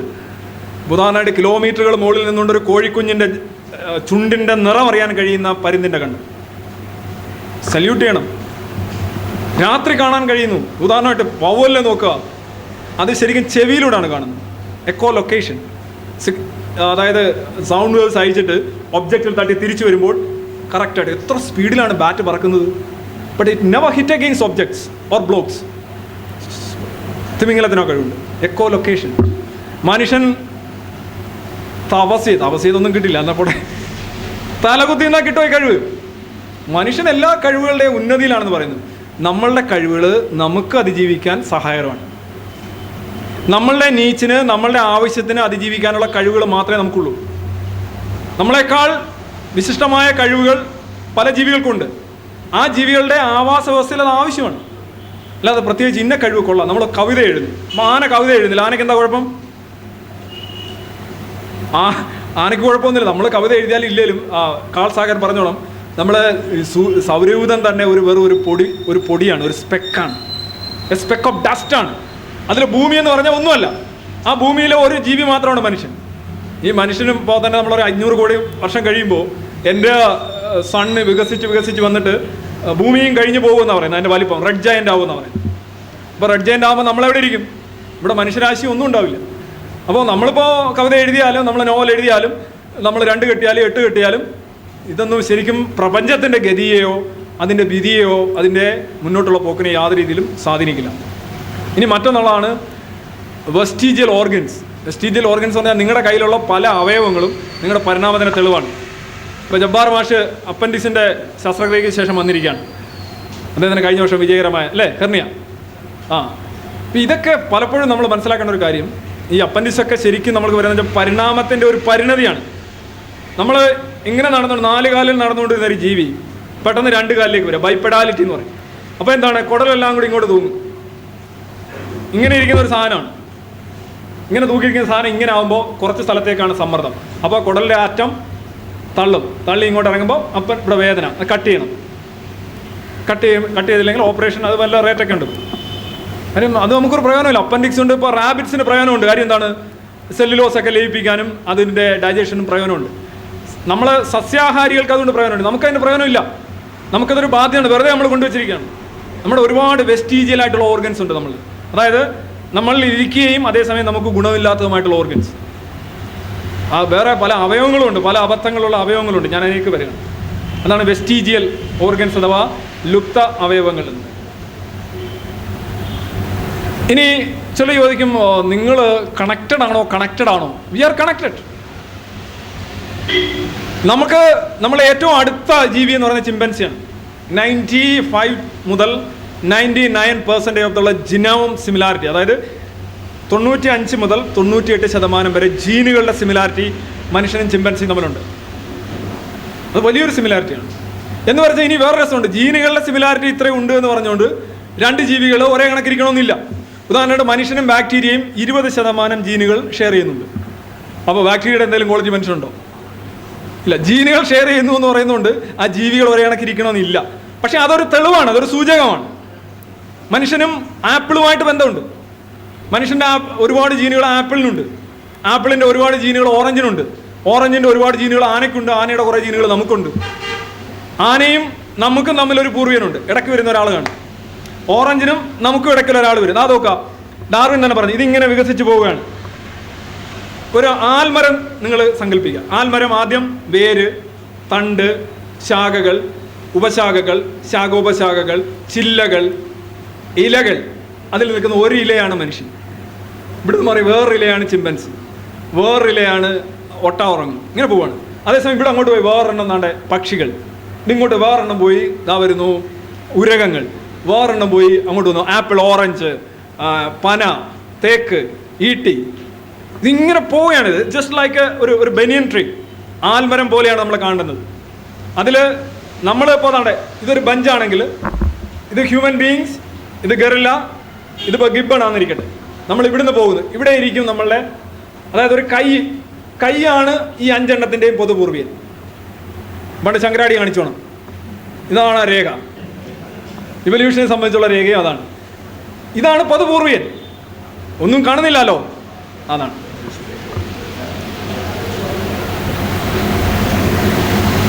ഇനി നിങ്ങൾ നോക്കാം, ഇവല്യൂഷൻ നടക്കുമോ? ഞാൻ പറയും നടക്കും. എങ്ങനെ നടക്കും? ഈ കാണുന്ന എന്താ സാധനം? നിങ്ങൾ ഈ കാണുന്നത് ശരിക്കും ആർട്ടിഫിഷ്യൽ സെലക്ഷൻ ആണ്. It's not natural selection but artificial selection. എന്താണ് ആർട്ടിഫിഷ്യൽ സെലക്ഷൻ? കൃത്രിമ നിർദ്ധാരണം എന്ന് പറയും. നമ്മൾ കൃത്രിമമായിട്ട് നിർദ്ധാരണം ചെയ്യണം. നമ്മൾ ഡൽമേഷ്യൻ എന്ന് പറയുന്ന പട്ടി ഉണ്ടാക്കും, നായ. പൂടിൽ കുറേ പല പല നായകളുണ്ട്. ചില പോക്കറ്റിലൊക്കെ കൊണ്ടുവന്നാടെ ഇതുണ്ടോ എൻ്റെ നായ എന്ന് കാണിക്കും അല്ലേ? പല പല നായകളുണ്ട്. പക്ഷെ ഈ നായ എല്ലാം എവിടുന്ന് വന്നു? എല്ലാ നായയും ചെന്നായാണ്. Every dog is wolf. എല്ലാം അതിൽ നിന്നാണ് വരുന്നത്. പണ്ടൊരു സങ്കല്പം ഉണ്ടായിരുന്നു, ഈ നായകൾ നരിയിൽ നിന്നും കുറുക്കനിൽ നിന്നും പിന്നെ അതിൽ നിന്നെല്ലാം കൂടെ കയറുന്ന ഒരു വകഭേദം. അല്ലല്ല, നായയുടെ ഒരൊറ്റ ജീൻ പോലും എല്ലാ ജീനുകളും നമുക്ക് ചെന്നായിൽ കണ്ടെത്താൻ കഴിയും.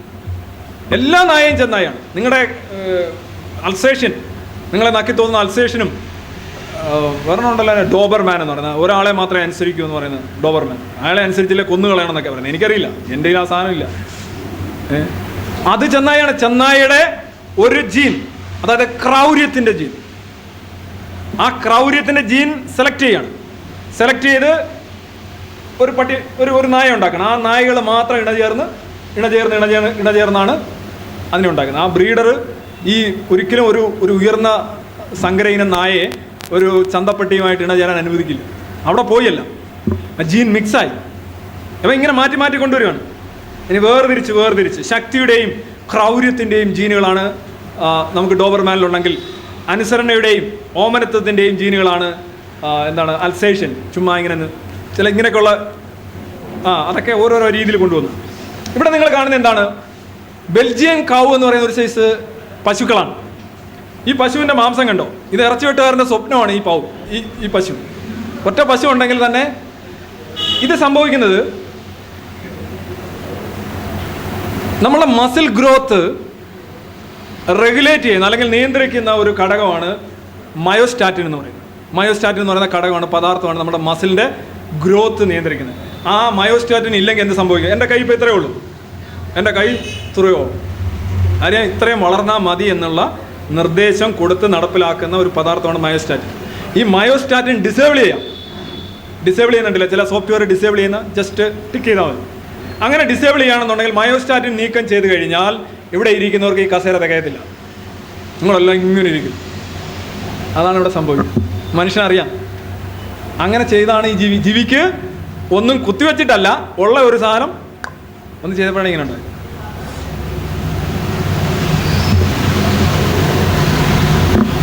ഇനി മറ്റൊന്നാണ് ജീൻസ് ബ്ലെൻഡിങ്. ചില പറയും ജീനുകൾ തമ്മിൽ കൂട്ടിക്കലരുക. കറുത്ത പെയിൻറ്റും വെളുത്ത പെയിൻറ്റും കൂടെ ചേർന്നാൽ എന്തുണ്ടാവും? കറുത്ത ഒരാളും വെളുത്ത ഒരാളൂടെ ചേർന്ന് കഴിഞ്ഞാൽ അമ്മ കറുത്തത്, അച്ഛൻ വെളുത്തത്, കുട്ടിക്ക് എന്തായിരിക്കും നിറം? ഇരുനിറം അല്ലേ? ഒരിക്കലും ഉണ്ടാവില്ല. ഇരുനിറം ഉണ്ടാകുന്ന കാണുന്നത്. അത് എങ്ങനെയാണ് നോക്കാം. ജീനുകൾ ഒരിക്കലും മിക്സ് ചെയ്യാറില്ല. Genes never blend or mix. ഒന്നുകിൽ എല്ലാം അല്ലെങ്കിൽ ഒന്നുമില്ല. അങ്ങനെയാണെങ്കിൽ ഉദാഹരണമായിട്ട് ഞാൻ സിമ്പിളായിട്ടൊരു എക്സാമ്പിൾ പറയാം. എനിക്ക് 6 അടി പൊക്കമുണ്ട്. എൻ്റെ അച്ഛനും അമ്മയ്ക്കും വലിയ പൊക്കമില്ല. സാധാരണ മനുഷ്യാവും വലിയ പൊക്കമില്ല അവർക്ക് രണ്ടുപേർക്കും. എൻ്റെ ജ്യേഷ്ഠനും വലിയ പൊക്കമില്ല. എൻ്റെ അനുജന് ഏതാണ്ട് ഒരു 5 അടി 10 ഇഞ്ച് അത്രയൊക്കെ വരും. പക്ഷെ എനിക്ക് 6 അടി പൊക്കമുണ്ട്.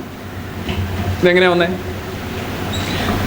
എൻ്റെ അമ്മയുടെയും എൻ്റെ അച്ഛൻ്റെയും ജീനുകൾ ആണ് പ്രവർത്തിക്കുന്നതെങ്കിൽ എനിക്കൊരിക്കലും ഇത് വരില്ല. അപ്പോൾ നിങ്ങൾ പറയും നിങ്ങൾ തവിട് കൊടുത്ത് വാങ്ങിച്ചാണോ എന്നൊന്നും ചോദിക്കില്ല. അല്ല, ഒറിജിനൽ തന്നെയാണ്. ഇവിടെ സംഭവിച്ചത് പൊക്കത്തിനുള്ള ജീനുണ്ട്. പൊക്കത്തിൻ്റെ ജീൻ എന്ന് പറയുമ്പോൾ അമ്മയിലെ സാധനമുണ്ട്, അച്ഛൻ്റെ സാധനമുണ്ട്. ഏതെങ്കിലും ഒന്നേ നമുക്ക് എടുക്കാൻ പറ്റുള്ളൂ. മനസ്സിലായില്ലേ? ഒന്നീ അച്ഛൻ്റെ ജീൻ എടുക്കും അല്ലെങ്കിൽ അമ്മയുടെ ജീൻ എടുക്കും. അപ്പോൾ കുട്ടിക്ക് ഒന്നീ അമ്മയുടെ പൊക്കം കാണും അല്ലെങ്കിൽ അച്ഛൻ്റെ പൊക്കം കിട്ടും. പക്ഷെ അച്ഛൻ്റെ കയ്യിരിക്കുന്ന ജീൻ ഏതാ? അച്ഛൻ്റെയും അമ്മയുടെയാണ്. അതേതാണ്? അവരുടെ അച്ഛൻ്റെയും അവരുടെ അമ്മയുടെയാണ്. അറിയാം, അച്ഛൻ്റെ തന്നെ 2 എണ്ണം ഉണ്ട്, എല്ലാവരിലും 2 എണ്ണം ഉണ്ട്. അപ്പോൾ അതിലൊരെണ്ണമാണ് സെലക്ട് ചെയ്യപ്പെടുന്നത്. ഇപ്പോൾ എൻ്റെ അച്ഛൻ്റെ കയ്യിൽ 2 എണ്ണം ഉണ്ടായിരുന്നു, അല്ലെങ്കിൽ എൻ്റെ അമ്മയുടെ 2 എണ്ണം ഉണ്ടായിരുന്നു. അത് ഒന്ന് നല്ല പൊക്കമുള്ളതാണ്. അത് വളരെ കൃത്യമാണ്. എൻ്റെ ഇത് നോക്കുകയാണെന്നുണ്ടെങ്കിൽ എൻ്റെ മുത്തച്ഛൻ നല്ല പൊക്കമുള്ള ആളാണ്. അപ്പോൾ എൻ്റെ അച്ഛൻ്റെ കയ്യിൽ നല്ല ഉയരത്തിൻ്റെ ജീനും ഉണ്ടായിരുന്നു, ആവറേജ് ഉയരത്തിൻ്റെ ജീനും ഉണ്ടായിരുന്നു. അനിയന് ഒരു പക്ഷേ ആവറേജിൻ്റെ ആയിരിക്കും കിട്ടിയത്. ജ്യേഷ്ഠന് വളരെ കുറച്ചായിരിക്കും കിട്ടിയത്. അനിയന് ചിലപ്പോൾ കിട്ടിയത് മുത്തച്ഛൻ്റെ ആകാം, അല്ലെങ്കിൽ അതിനു മുന്നേ ഉള്ള വേറെ എന്തെങ്കിലും ഇരുന്നാകാം. എന്താണെന്ന് അറിയാൻ പറ്റില്ല. പക്ഷേ ഒരു എന്താ പറയുക, ഒരു പ്രവാഹം പോലെ സാധനം വരികയാണ്. അപ്പം എൻ്റെ മുത്തച്ഛൻ്റെ ജീനാണ് ശരിക്കും എനിക്ക് കിട്ടിയത് പൊക്കത്തിൽ. അപ്പം ഇത് മിക്സ് ചെയ്യുന്നില്ല, മറിച്ച് ആ സാധനം അതേപടി ഇങ്ങ് എടുക്കുകയാണ്. ചീട്ട് കലക്കുന്നോണം. ചീട്ട് കലക്കാൻ എങ്ങനെയാണ്? അപ്പോൾ ആ ചീട്ട് നിങ്ങൾ നോക്കാം. ക്ലാവറുണ്ട്, ആടുതനുണ്ട്, ഇസ്പേഡുണ്ട്, ഡയമണ്ട് ഉണ്ട്. ഈ ചീട്ടുകൾ തമ്മിൽ കലരുമ്പോൾ ഒരു ഇസ്പേഡ് ആടുതനാവില്ല, അല്ലെങ്കിൽ ആടുതൻ ക്ലാവർ ആവില്ല. ആടുതനായിട്ട് തന്നെ നിൽക്കും. അത് എത്ര മിക്സ് ചെയ്താലും അതൊരു പടിയായിട്ട് തന്നെ കിട്ടുള്ളൂ. അല്ല, ഇത് തമ്മിൽ കലരില്ല. പെയിൻറ്റ് കലരുന്നോളം ജീനുകൾ കലരില്ല. അതാണ് പറയുന്നത് ഓൾ ഓർ നത്തിങ്. അതിനൊരു ഉദാഹരണം ഞാൻ പറഞ്ഞില്ല. നിങ്ങൾ ഹമീദ് ഖാൻ്റെ പുസ്തകമുണ്ട്, ഹിമയുഗം വരികയാണോ എന്ന് തോന്നുന്നു. ആ പുസ്തകത്തിനകത്ത് അദ്ദേഹം ഈ ഒരു സ്കാൻഡിനേവിയൻ ദമ്പതിമാർ, അവർ നല്ല വെളുത്ത പുരിയൊക്കെ ഇങ്ങനെ ചെമ്പിച്ച ദമ്പതിമാരാണ്. അവർക്കൊരു കുട്ടിയുണ്ടായി. നല്ല ഒന്നാന്തരം കാപ്പിരി. ആ പുസ്തകത്തിൽ പറയുന്നുണ്ട്. DC ബുക്സ് ഇറക്കിയ പുസ്തകമാണ് ഹമീദ് ഖാൻ്റെ. അപ്പോൾ ഇവർക്ക് സ്വാഭാവികമായിട്ട് ശാസ്ത്രബോധം ഇല്ലാത്ത ഇവിടുത്തുള്ള ആൾക്കാരൊക്കെ ആണെങ്കിൽ ആകെ ഭാര്യ ഭർത്താവിനെ തല്ലിക്കൊല്ലിയോ ചെയ്യേണ്ട സമയമായി. പക്ഷെ അവരത് ജസ്റ്റ് ടെസ്റ്റ് ചെയ്ത് നോക്കി. എന്താണ് ഈ ഭാര്യയുടെ ജീനിയോളജി പുറകോട്ട് എടുത്ത് നോക്കുമ്പോൾ ഒരു കോങ്കോയിൽ ഒരു അമ്മാവനുണ്ടായിരുന്നു. എന്താ പറഞ്ഞോ, അവിടുത്തെ അങ്കമാലിയിലെ പ്രധാനമന്ത്രി തോന്നും കോങ്കോയിലൊരു അമ്മാവനുണ്ടായിരുന്നു. ആ അമ്മാവൻ്റെ ഈ നിറത്തിൻ്റെ ഒരു ജീൻ ഏതോ രീതിയിൽ ഭാര്യയുടെ ജീൻ പൂളിൽ ഇങ്ങനെ കിടപ്പുണ്ടായിരുന്നു. അത് ഡോർമെൻ്റായിട്ട് ഇങ്ങനെ കിടക്കായിരുന്നു. അത് ഇപ്പോൾ വന്നങ്ങ് എക്സ്പ്രസ് ചെയ്തപ്പോൾ ആകെ എല്ലാവരും ബുദ്ധിമുട്ട്. മനസ്സിലായി? അതിനകത്ത് തന്നെ വേറെ നല്ലൊരു ഉദാഹരണമുണ്ട്. ആ പുസ്തകത്തിൽ തന്നെ ഉണ്ട്. ഞാനത് പറഞ്ഞിട്ടുള്ളതാണ്. ഈ 2 ഇരട്ടക്കുട്ടികൾ ഭർത്താവും ഭാര്യയും വളരെ സമാധാനമായിട്ട് ജീവിക്കുകയാണ്. അപ്പോൾ ഭർത്താവ് ഒരു ആരോപണം ഉന്നയിച്ച്, ഈ ഇരട്ടക്കുട്ടികളിൽ മൂത്തത് എൻ്റെയാണ്, പക്ഷേ ഇളയത് എൻ്റെ അല്ല. ഇതാണ് നമ്മുടെ വനിതാ കോടതികളൊക്കെ കമ്മീഷനൊക്കെ അറിയാമെന്നുണ്ട്. എന്താ ചെയ്യാൻ നിങ്ങളൊന്ന് ആലോചിച്ച് നോക്കുക. നീ ഇത്രയും വൃത്തികെട്ടവനായിപ്പോയോ? ഇരട്ടക്കുട്ടികളിൽ മൂത്തത് നിൻ്റെയാണ്, ഇളയത് നിൻ്റെ അല്ല എന്ന് പറയുന്നത് നിനക്ക് എന്താ വിവരം ഉണ്ടോ എന്ന് ചോദിച്ചു. പക്ഷേ ഇയാളെല്ലാവരെയും പരിഹസിച്ചെങ്കിലും നമുക്കൊരു DNA ടെസ്റ്റ് ഉണ്ട്. DNA ടെസ്റ്റ് എന്ന് പറഞ്ഞാൽ അമ്മയുടെ ആയിരിക്കും അനുഭവിച്ചവനും, ബാക്കി വരുന്ന ആരുടെ? അതാണ് ചോദ്യം. ആ ബാക്കി വരുന്ന എക്സിൻ്റെ ആണ്, എക്സാണ് അച്ഛൻ. അത്രേ ഉള്ളൂ, 50-50. അപ്പോൾ പരിശോധിച്ച് നോക്കിയപ്പോൾ മൂത്ത കുട്ടി ഇയാളെ തന്നെയാണ്, ഇളയ കുട്ടി ഇയാളെ അല്ല. അത് അങ്ങനെ വരാം കേട്ടോ. അത് അതിൻ്റെ വിശദാംശങ്ങളിലേക്ക് ഞാൻ പറയുന്നില്ല, എന്നാലും അങ്ങനെ വരാം. അതിതൊരു വളരെ റെയർ പോസിബിലിറ്റിയാണ്. But he proved right. അയാൾ പറഞ്ഞ് എനിക്കിത് പരീക്ഷിക്കണം, നല്ല നിങ്ങളെല്ലാം എന്നെ അപമാനിക്കും. ഞാൻ എൻ്റെ ഭാര്യയുടെ ചാരിത്രത്തെയും പിന്നെ അതേപോലുള്ള സമാനമായിട്ടുള്ള സംഗതികളെയൊക്കെ സംശയിക്കുന്ന ഒരാളാണ് എന്നുള്ള ഒരു ഇതുണ്ടാവും. അങ്ങനെയല്ല. അപ്പോൾ ആ പുസ്തകം നിങ്ങളൊന്ന് വായിക്കണം, ഹമീദ് ഖാൻ്റെ പുസ്തകം. ഞാൻ 10 വർഷത്തിന് മുമ്പ് വായിച്ച പുസ്തകം. ഇനി ഈ സ്പീഷീസ് എന്ന് പറഞ്ഞു കഴിഞ്ഞാൽ എന്താ അർത്ഥം? ഒരു ജീവിവർഗം എന്ന് പറഞ്ഞാൽ അതിൻ്റെ അർത്ഥം ഇത്രയേ ഉള്ളൂ: പരസ്പരം ഇണ ചേർന്ന് അടുത്ത തലമുറ ഉണ്ടാക്കുക. ഇന്റർ ബ്രീഡിങ് പോസിബിൾ ആണെങ്കിൽ അതൊരു സ്പീഷീസാണ്. മനുഷ്യരെല്ലാം ഒരു സ്പീഷീസാണ്. കാരണം എന്താണ്? മനുഷ്യൻ ഇണ ചേർന്ന് അടുത്ത മനുഷ്യനുണ്ടാക്കും. മനുഷ്യനൊരു ആനയുമായി അടുത്ത തലമുറ ഉണ്ടാക്കാൻ സാധിക്കില്ല. അത് രണ്ട് സ്പീഷീസാണ്. സ്പീഷീസിന് ഒരൊറ്റ ഡെഫിനിഷൻ നമ്മൾ പറയുകയാണെങ്കിൽ Inter breeding and next generation possible, okay, it's A species. അതേസമയം കുതിരയും കഴുതയും ചേർന്നൊരു ഈ രണ്ട് സ്പീഷീസുകളുടെ അതിർത്തി നിൽക്കുന്നതാണ് കുതിരയും കഴുതയും. അതിന് ചേർന്നാണ് കോർ കഴുതി എന്ന് പറഞ്ഞാൽ മ്യൂൾ എന്ന് പറയുന്ന സാധനമുണ്ട്. അത് രണ്ട് രീതിയിലുണ്ട്: ആൺകുതിരയും പെൺ കഴുതയും ഉണ്ട്, പെൺകുതിരയും ആൺകഴുതയും ഉണ്ട്, ജന്നി എന്ന് പറയും. പക്ഷെ ഇവിടെ രസം എന്ന് പറഞ്ഞു കഴിഞ്ഞാൽ ഇത് രണ്ടും കൂടെ ചേർന്നുണ്ടാകുന്ന ജീവി, ആ ജീവിക്ക് കുട്ടികളുണ്ടാവില്ല. അതാണ് വിഷയം. ഉദാഹരണമായിട്ട് 64 കുതിരയുടെ ക്രോമസോം നമ്പർ, 62 കഴുതയുടെ ക്രോമസോം നമ്പർ. ഇപ്പോൾ മിയോസിസ് സമയത്ത് ഇതിൻ്റെ 31, 32 ആക്കിയാൽ ഓക്കെ, റൈറ്റ്, അത് ഡിവൈഡ് ചെയ്യാം. പക്ഷേ 32, 33 കൂടെ ചേരുമ്പോൾ മ്യൂളിന് അല്ലെങ്കിൽ കോർ കഴുതയ്ക്ക് ഉണ്ടാകുന്ന ക്രോമസോം നമ്പർ 63. 63 ഡിവൈഡ് ചെയ്താൽ എത്ര കിട്ടുക? 31.5. 31.5 എന്ന് പറയുമ്പോൾ അതൊരു സംഖ്യ അല്ല. അപ്പോൾ അങ്ങനെ ഒരു സംഖ്യയുള്ള ഒരു മിയോസിസ് സംഭവിച്ചു കഴിഞ്ഞാൽ ഭ്രൂണം നിലനിൽക്കില്ല. ആ ഭ്രൂണം ഫെർട്ടിലൈസേഷൻ സംഭവിക്കില്ല. ആ ക്രോമസോം നമ്പർ ഒറ്റ ആയതുകൊണ്ട്. ഉദാഹരണമായിട്ട് നമുക്ക് 46, 23 ഡിവൈഡ് ചെയ്യാം. 45 എന്ത് ചെയ്തേനെ? 45 ആവില്ല.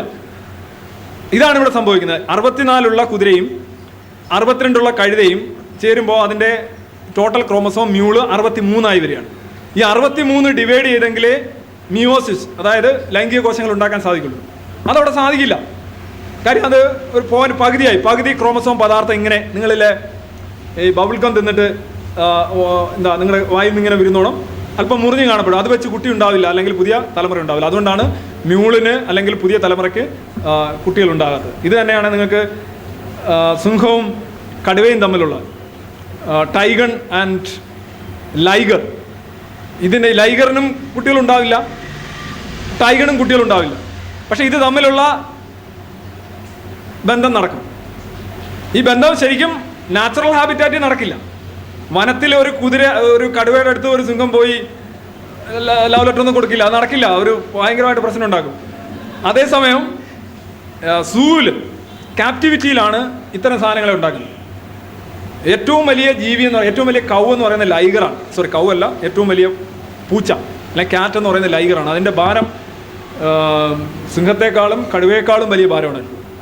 പക്ഷേ ഇതൊക്കെ പോസിബിളാണ്. കാര്യം രണ്ട് സ്പീഷീസുകളുടെ അതിർത്തിയിലാണ് നിൽക്കുന്നത്. അതുകൊണ്ടാണ് നിങ്ങൾ നായകളുടെ ഒരു നായക്ക് വേണമെങ്കിൽ കാല് കുറച്ച് കൊണ്ടുവന്ന് കാലില്ലാതാക്കാൻ സാധിക്കുന്നു. അത് നോക്കുക, 1946 ആ നായ്ക്കുട്ടിക്ക് അത്രയും കാലുണ്ടായിരുന്നു. ഇപ്പോൾ 2008 ആയപ്പോൾ അതിൻ്റെ കാല് ഇല്ല. ഇനി വേണമെങ്കിൽ അത് കാല് മാറിയിട്ട് അത് വീലായിട്ട് മാറും. ആ ജീനുകൾ മാത്രം ഇങ്ങനെ സെലക്ട് ചെയ്തുകൊണ്ടിരുന്നതാണ്. അപ്പോൾ കാലില്ലാതാകും. അപ്പോൾ പാമ്പിന് ഇപ്പോൾ കാലില്ലല്ലോ. ഇപ്പോൾ പണ്ട് കാലുണ്ടായിരുന്നെന്ന് പറഞ്ഞാൽ ഞങ്ങൾ വിശ്വസിക്കൂ. ഇവിടെ ഇത് നാച്ചുറലായിട്ട് സംഭവിക്കുന്ന ഒരു കാര്യം ആർട്ടിഫിഷ്യലായിട്ട് ചെയ്യാണ്. ഇത് ചെയ്യുന്നപ്പോൾ 100 കണക്കിന് വർഷങ്ങളാണെങ്കിൽ നാച്ചുറലായിട്ട് സംഭവിക്കുന്നത് കോടിക്കണക്കിന് ലക്ഷക്കണക്കിന് വർഷങ്ങളുണ്ട്. എനിവേ ഇറ്റ് ഈസ് പോസിബിൾ ആണോ നാച്ചുറലായിട്ട് സംഭവിക്കുന്നത്? എന്തുകൊണ്ട് വിശ്വസിക്കാൻ കഴിയുന്നില്ല? അതാണ് ചോദ്യം. ഇപ്പോൾ നിങ്ങൾ മെലനിസത്തെ കുറിച്ച് പലരും പറയും മൈക്രോ എവല്യൂഷൻ അംഗീകരിക്കുന്നുണ്ട്, പക്ഷേ മാക്രോ എവല്യൂഷനാണ് അംഗീകരിക്കാത്തത്. ജീവിയിൽ ചെറിയ മാറ്റങ്ങളൊക്കെ ഉണ്ടാവും, പക്ഷേ ഒരു ജീവി വേറൊന്നിലേക്ക് പോവില്ല.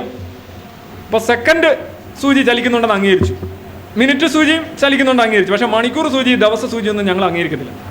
ഇതാണ് അതിൻ്റെ തിയറി. അത് ശരിക്കും ഇവല്യൂഷൻ്റെ ടൈം സ്കെയിലിനെ കുറിച്ചൊരു ബോധ്യമില്ല. 10 ലക്ഷം വർഷം കൊണ്ടൊരു മാറ്റം ഉണ്ടായി എന്ന് പറയുമ്പോൾ നിങ്ങൾ എന്താ മനസ്സിലാക്കുന്നത്? 10 ദിവസം കൊണ്ട്, 10 വർഷം കൊണ്ട്, ഓക്കെ. 100 വർഷത്തിന് മുമ്പ് എന്ന് പറഞ്ഞാൽ എന്താ ചെയ്യും? 100 വർഷത്തിന് മുമ്പ് 100 ഇട്ട് 2 പൂജ്യം ഇടാന്നുള്ള വലിയ ധാരണ ഒന്നും ഉണ്ടാവില്ല. 200 വർഷമോ ഒന്നുമില്ല. 200 വർഷത്തിന് 150 വർഷത്തിന് മുമ്പ് തിരുവനന്തപുരം റെയിൽവേ സ്റ്റേഷൻ്റെ ഒരു പടം ഞാൻ അടുത്തിടെ കണ്ടു. ഞാൻ ഞെട്ടിപ്പോയി. ഒരു മാടക്കട പോലെ ഒരു ജസ്റ്റ് ഒരു സാധനവും തിരുവനന്തപുരം റെയിൽവേ സ്റ്റേഷൻ. അത് അരുന്നതിയാണെന്ന് തോന്നുന്നു. അതൊരു ഇപ്പം ഇല്ല. ഈ നാട് നമ്മൾ മൊത്തത്തിൽ തന്നെ കണ്ടു കഴിഞ്ഞാൽ 100 വർഷത്തിന് മുമ്പുള്ള നമുക്ക് ചിന്തിക്കാൻ പോലും കഴിയില്ല. അവിടെയാണ് 1000, 10000 പൂജ്യമായിട്ട് കളിക്കുക. 1 ലക്ഷം വർഷത്തിന് മുമ്പ്. 1 ലക്ഷം വർഷത്തിന് മുമ്പ് ഒരു ധാരണയില്ല. 10 ലക്ഷം വർഷത്തിന് മുമ്പ്, 1 കോടി വർഷത്തിന് മുമ്പ്.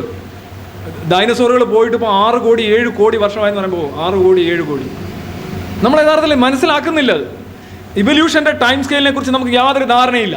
നമ്മൾ വെറുതെ എന്തൊക്കെ ചിന്തിക്കുന്നു എന്നല്ലാതെ അതിനെക്കുറിച്ചൊരു ധാരണ ഉണ്ടാക്കത്തക്ക പവർ അല്ലെങ്കിൽ ശേഷി നമ്മുടെ മനസ്സിൽ ഇല്ല, ബ്രെയിൻ ഇല്ല എന്നുള്ളതാണ് സത്യം. ഞാൻ നോക്കാം, ഡോഗ്സ് ആർ വൂൾസ്.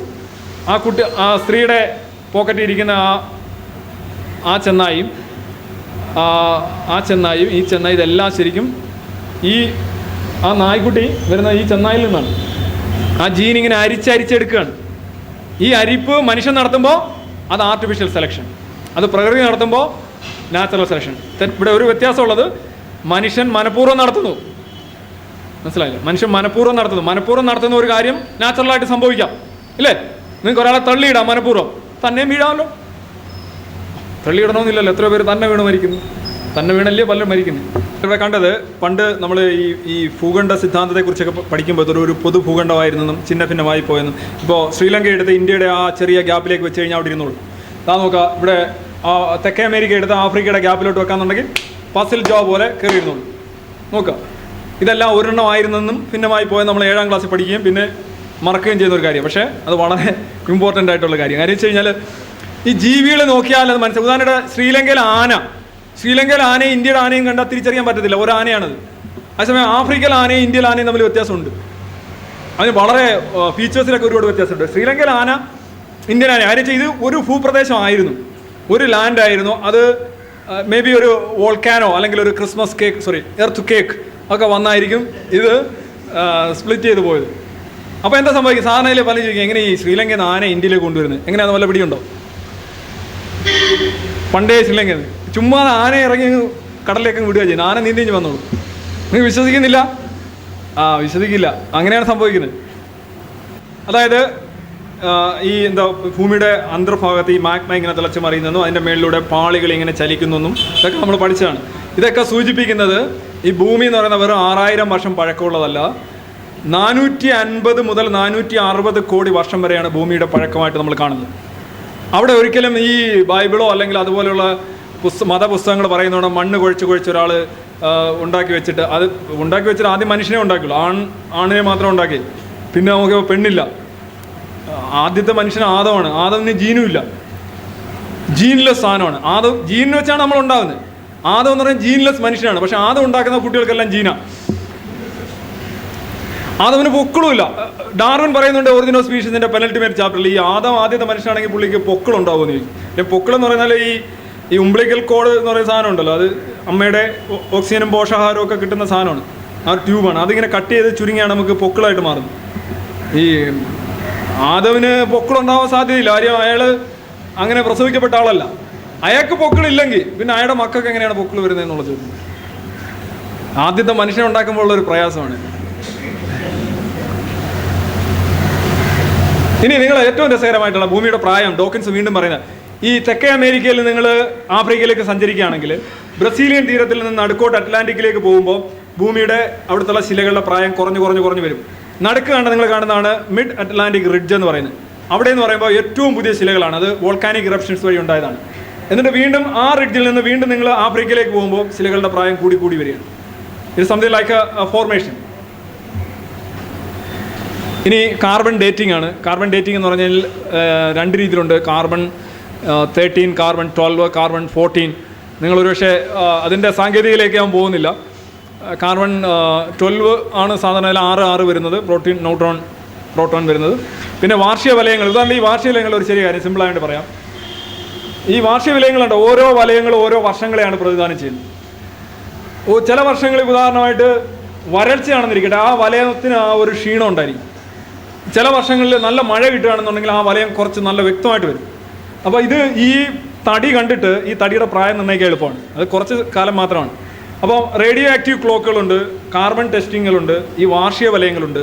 ഇതുവഴിയൊക്കെ നമ്മൾ പ്രാചീനമായിട്ടുള്ള കാര്യങ്ങളും ഫോസിലുകളും നമ്മൾ പരിശോധിക്കുമ്പോൾ നമുക്ക് മനസ്സിലാവുന്ന കാര്യം, ഭൂമിക്ക് 6000 വർഷം 10000 വർഷം പഴക്കം എന്ന് പറയുന്നത് ശുദ്ധ വിഡ്ഢിത്തമാണ്. കോടിക്കണക്കിന് വർഷം പഴക്കമുള്ള ഒരു ഗ്രഹമാണ് ഭൂമി. ഇവിടെ നമ്മൾ കണ്ടിട്ടുള്ള പല ഫോസിലുകൾക്കും കോടിക്കണക്കിന് വർഷം പഴക്കമുണ്ട്. ഇനി മറ്റൊന്നാണ് ആസൂത്രണം എന്ന് പറയുന്ന സാധനം. എല്ലാവരും പറയുന്നുണ്ട് എങ്ങനെ ഇത് ആസൂത്രണം ചെയ്തുണ്ടാക്കി എന്നുള്ള ചോദ്യം വരും. ഒരു ആസൂത്രണം നമ്മളെ സംബന്ധിച്ചുണ്ടെങ്കിൽ it is always from bottom to top, not from top to bottom. പുറത്തുനിന്ന് ഒരാളല്ല ഇത് ആസൂത്രണം ചെയ്തത്, മറിച്ച് എങ്ങനെയാണ്? നിങ്ങൾക്കറിയാം, അമിനോ ആസിഡുകൾ ചേർന്ന് പ്രോട്ടീൻ ഉണ്ടാകും. അമിനോ ആസിഡുകൾ പ്രോട്ടീൻ ഉണ്ടാകുന്നതിന് ഒരു ലോക്കൽ റൂളുണ്ട്. അതിൻ്റെ അടിസ്ഥാനത്തിലാണ് പ്രോട്ടീൻ ഉണ്ടാകുന്നത്. പ്രോട്ടീൻ ഉണ്ടായതിനു ശേഷം പ്രോട്ടീൻ പല പല ഷേപ്പുകളിലുണ്ടാകും. അതിനെ തമ്മിൽ യോജിപ്പിക്കുന്നതാണ് എൻസൈമുകൾ. ഒരു പർട്ടിക്കുലർ എൻസൈം വന്ന് രണ്ട് പർട്ടിക്കുലർ പ്രോട്ടീനുകളെ ചേർത്ത് വെച്ച് ഒരു പർട്ടിക്കുലർ സെല്ലുണ്ടാവും. ആ സെല്ല് വെച്ച് ഒരു കലയുണ്ടാവും. ആ കല വെച്ച് ഒരു ഓർഗൻ ഉണ്ടാവും. അങ്ങനെ മനുഷ്യനുണ്ടാവും, അങ്ങനെ ജീവി ഉണ്ടാവും. അപ്പോൾ ഇവിടെ എല്ലാം ആ പ്രാദേശികമായിട്ടുള്ള നിയമങ്ങളാണ് പാലിക്കപ്പെടുന്നത്. പ്രോട്ടീൻ്റെ നിയമം വെച്ചാണ് പ്രോട്ടീൻ ഉണ്ടാകുന്നത്, അത് വെച്ചാണ് സെല്ലുണ്ടാകുന്നത്. സെല്ലിൻ്റെ നിയമം വെച്ചാണ് ടിഷ്യൂ ഉണ്ടാകുന്നത്, ടിഷ്യൂവിൻ്റെ നിയമം വെച്ചാണ് ഓർഗൻ ഉണ്ടാകുന്നത്. അപ്പോൾ ലോക്കൽ റൂൾസ്. ഇപ്പോൾ ഇതിൻ്റെ അടിസ്ഥാനം എന്താണ്? ജീവൻ്റെ അടിസ്ഥാനം നോക്കുമ്പോൾ നമ്മൾ താഴോട്ട് പോകണം. അമിനോ ആസിഡുകൾ എങ്ങനെ ഉണ്ടാകുന്നത്, അമിനോ ആസിഡുകൾ എങ്ങനെ ഉണ്ടാകുന്ന നോക്കുമ്പോൾ അതിൻ്റെ താഴെയുള്ള മോളിക്യൂൾസ് എങ്ങനെ ഉണ്ടാകുന്നത് നോക്കണം. താഴോട്ട് പോകുമ്പോൾ അവിടെയുള്ള റൂൾസാണ് പ്രധാനം. അല്ലാതെ മേളിൽ നിന്ന് ഒരാൾ റൂൾ ഉണ്ടാക്കുകയല്ല ചെയ്യും. If at all there is a design, it is from bottom to top, not from top to bottom. അവിടെ നിന്ന് ഇങ്ങനെയല്ല വരുന്നത്, മറിച്ച് ഇവിടെ നിന്ന് ഇങ്ങനെയാണ് വരുന്നത്. അപ്പോൾ ഇനി ഒരു ദൈവമോ അല്ലെങ്കിൽ ഡിങ്കനോ ഒക്കെ ഉണ്ടെങ്കിൽ അത് ഉള്ളിലാണ്, ആ പുറത്തുനിന്ന് ഒരാൾ വരില്ല. ഇത് പ്രോട്ടീൻ്റെ ഉള്ളിൽ, കോർക്കിൻ്റെ ഉള്ളിൽ, വേറെ ബോസോണിൻ്റെ ഉള്ളിൽ, അങ്ങനെ അങ്ങോട്ട് പോകും. അങ്ങനെ അങ്ങോട്ട് പോയി വരുമ്പോൾ നമുക്കറിയാം ഏറ്റവും താഴെയാണ് വരിക. അതിൻ്റെ കാരണങ്ങൾ മാറി പോവുകയും ചെയ്യും. കാര്യം ഒന്നിൻ്റെയും കാരണം ഒരൊറ്റ വസ്തു അല്ല. ഇങ്ങനെയാണ് എംബ്രിയോ ഫോർമേഷൻ ഉണ്ടാകുന്നത്. ഇത് കളിമൺ സിദ്ധാന്തമായിട്ടൊന്ന് തട്ടിച്ച് നോക്കുക. എംബ്രിയോളജിയിൽ എങ്ങനെയാണ് ഒരു സിംഗിൾ സെൽ ഫോം ചെയ്ത് വിവിധ കോടിക്കണക്കിന് സെല്ലുള്ള ഒരു ജീവി ഉണ്ടാകുന്നതെന്ന് വളരെ വ്യക്തമായിട്ട് നമുക്ക് കാണാൻ സാധിക്കും. ഇനി നോക്കുക, ഈ ഇവല്യൂഷനെ ഒന്ന് സിംപ്ലിഫൈ ചെയ്യാനായിട്ട് ഞാൻ ഈ പടം കാണിക്കും. നിങ്ങൾ ആദ്യം കാണുന്ന പടം അമിതാഭ് ബച്ചനാണ്. അമിതാഭ് ബച്ചനാണ് ആദ്യം കാണുന്ന പടം എന്ന് ആർക്കും പറയാൻ സാധിക്കില്ല. നിങ്ങൾ ഇവല്യൂഷൻ്റെ ഒരു അറിയണമെങ്കിൽ ആദ്യമായിട്ടൊരു കുട്ടി പിറക്കുമ്പോൾ നിങ്ങളുടെ കുഞ്ഞിൻ്റെ തന്നെ പടം എടുക്കുക.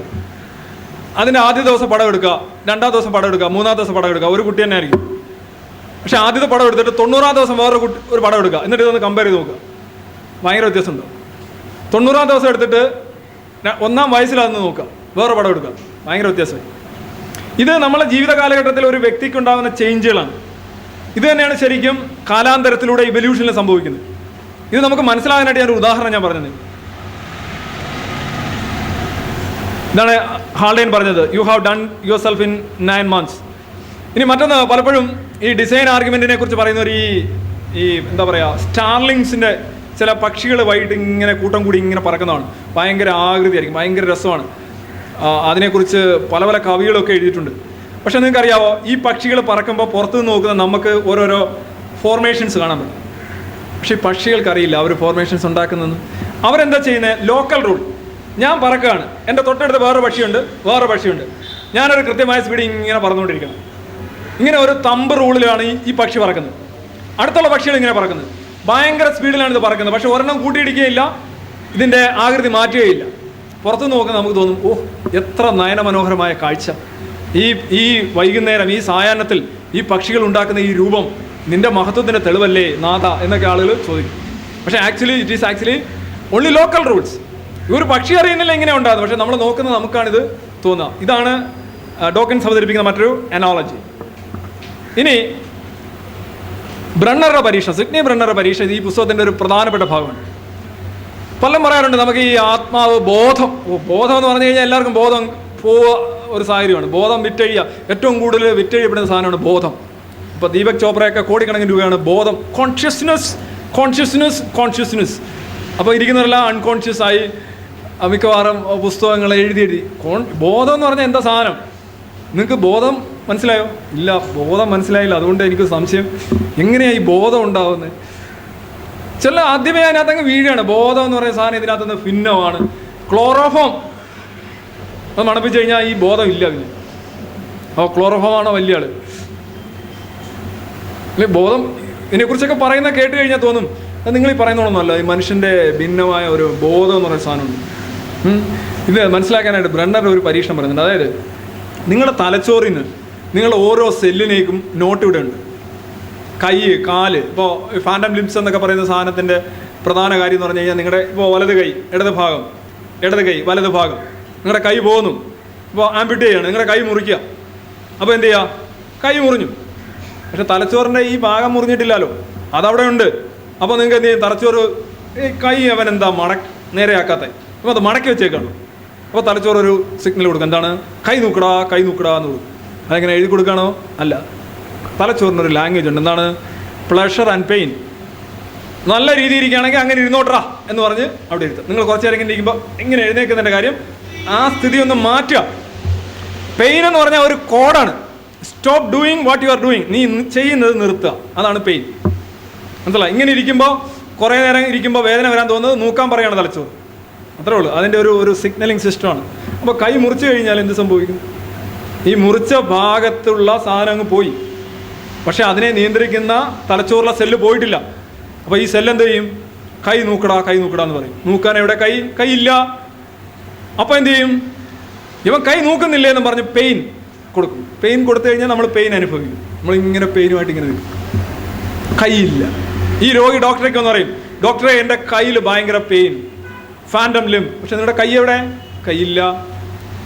ഉള്ള കയ്യിലെ പെയിൻ മാറ്റാൻ എളുപ്പം എന്തെങ്കിലും ഇഞ്ചക്ഷൻ കുത്തി വെക്കുകയോ അനസ്തേഷ്യ, അല്ലെ രോഗിയെ മൊത്തത്തിൽ ഒരു അനസ്തേഷ്യ കൊടുത്താൽ കുറേ മണിക്കൂർ പെയിൻ ഇല്ല. പക്ഷെ ഇല്ലാത്ത കയ്യിലെ പെയിൻ എങ്ങനെ മാറ്റും? ഒരു രക്ഷയില്ല. ചില രോഗികൾ ആത്മഹത്യ ചെയ്യാറുണ്ട്. ഈ ഫാൻഡം പെയിൻ എന്ന് പറയുന്ന സാധനം, അത് ഡോക്ടർ V.S. രാമചന്ദ്രൻ്റെ പുസ്തകത്തിൽ പ്രധാന ടെൽറ്റെയിൽ ബ്രെയിൻ, ഞാനത് ട്രാൻസ്ലേറ്റ് ചെയ്തുകൊണ്ടിരിക്കുന്നത്, DC ബുക്സ് അത് പ്രസിദ്ധീകരിക്കുന്നുണ്ട്. ഈ ഫാൻഡം പെയിൻ എന്ന് പറയുന്ന പ്രശ്നം മിക്കവാറും അപകടത്തിലോ അല്ലെങ്കിൽ അസുഖത്തിലോ കയ്യോ കാലോ മുറിയുന്ന ഏതാണ്ട് 60% രോഗികൾക്കും വരുന്ന ഒരു പ്രശ്നം. They have pain in their limbs, but there is no limb as such. അവിടെ കയ്യോ കാലോ ഇല്ല. അത് പരിഹരിക്കുന്നതിനെ കുറിച്ച് ഇതുണ്ട്.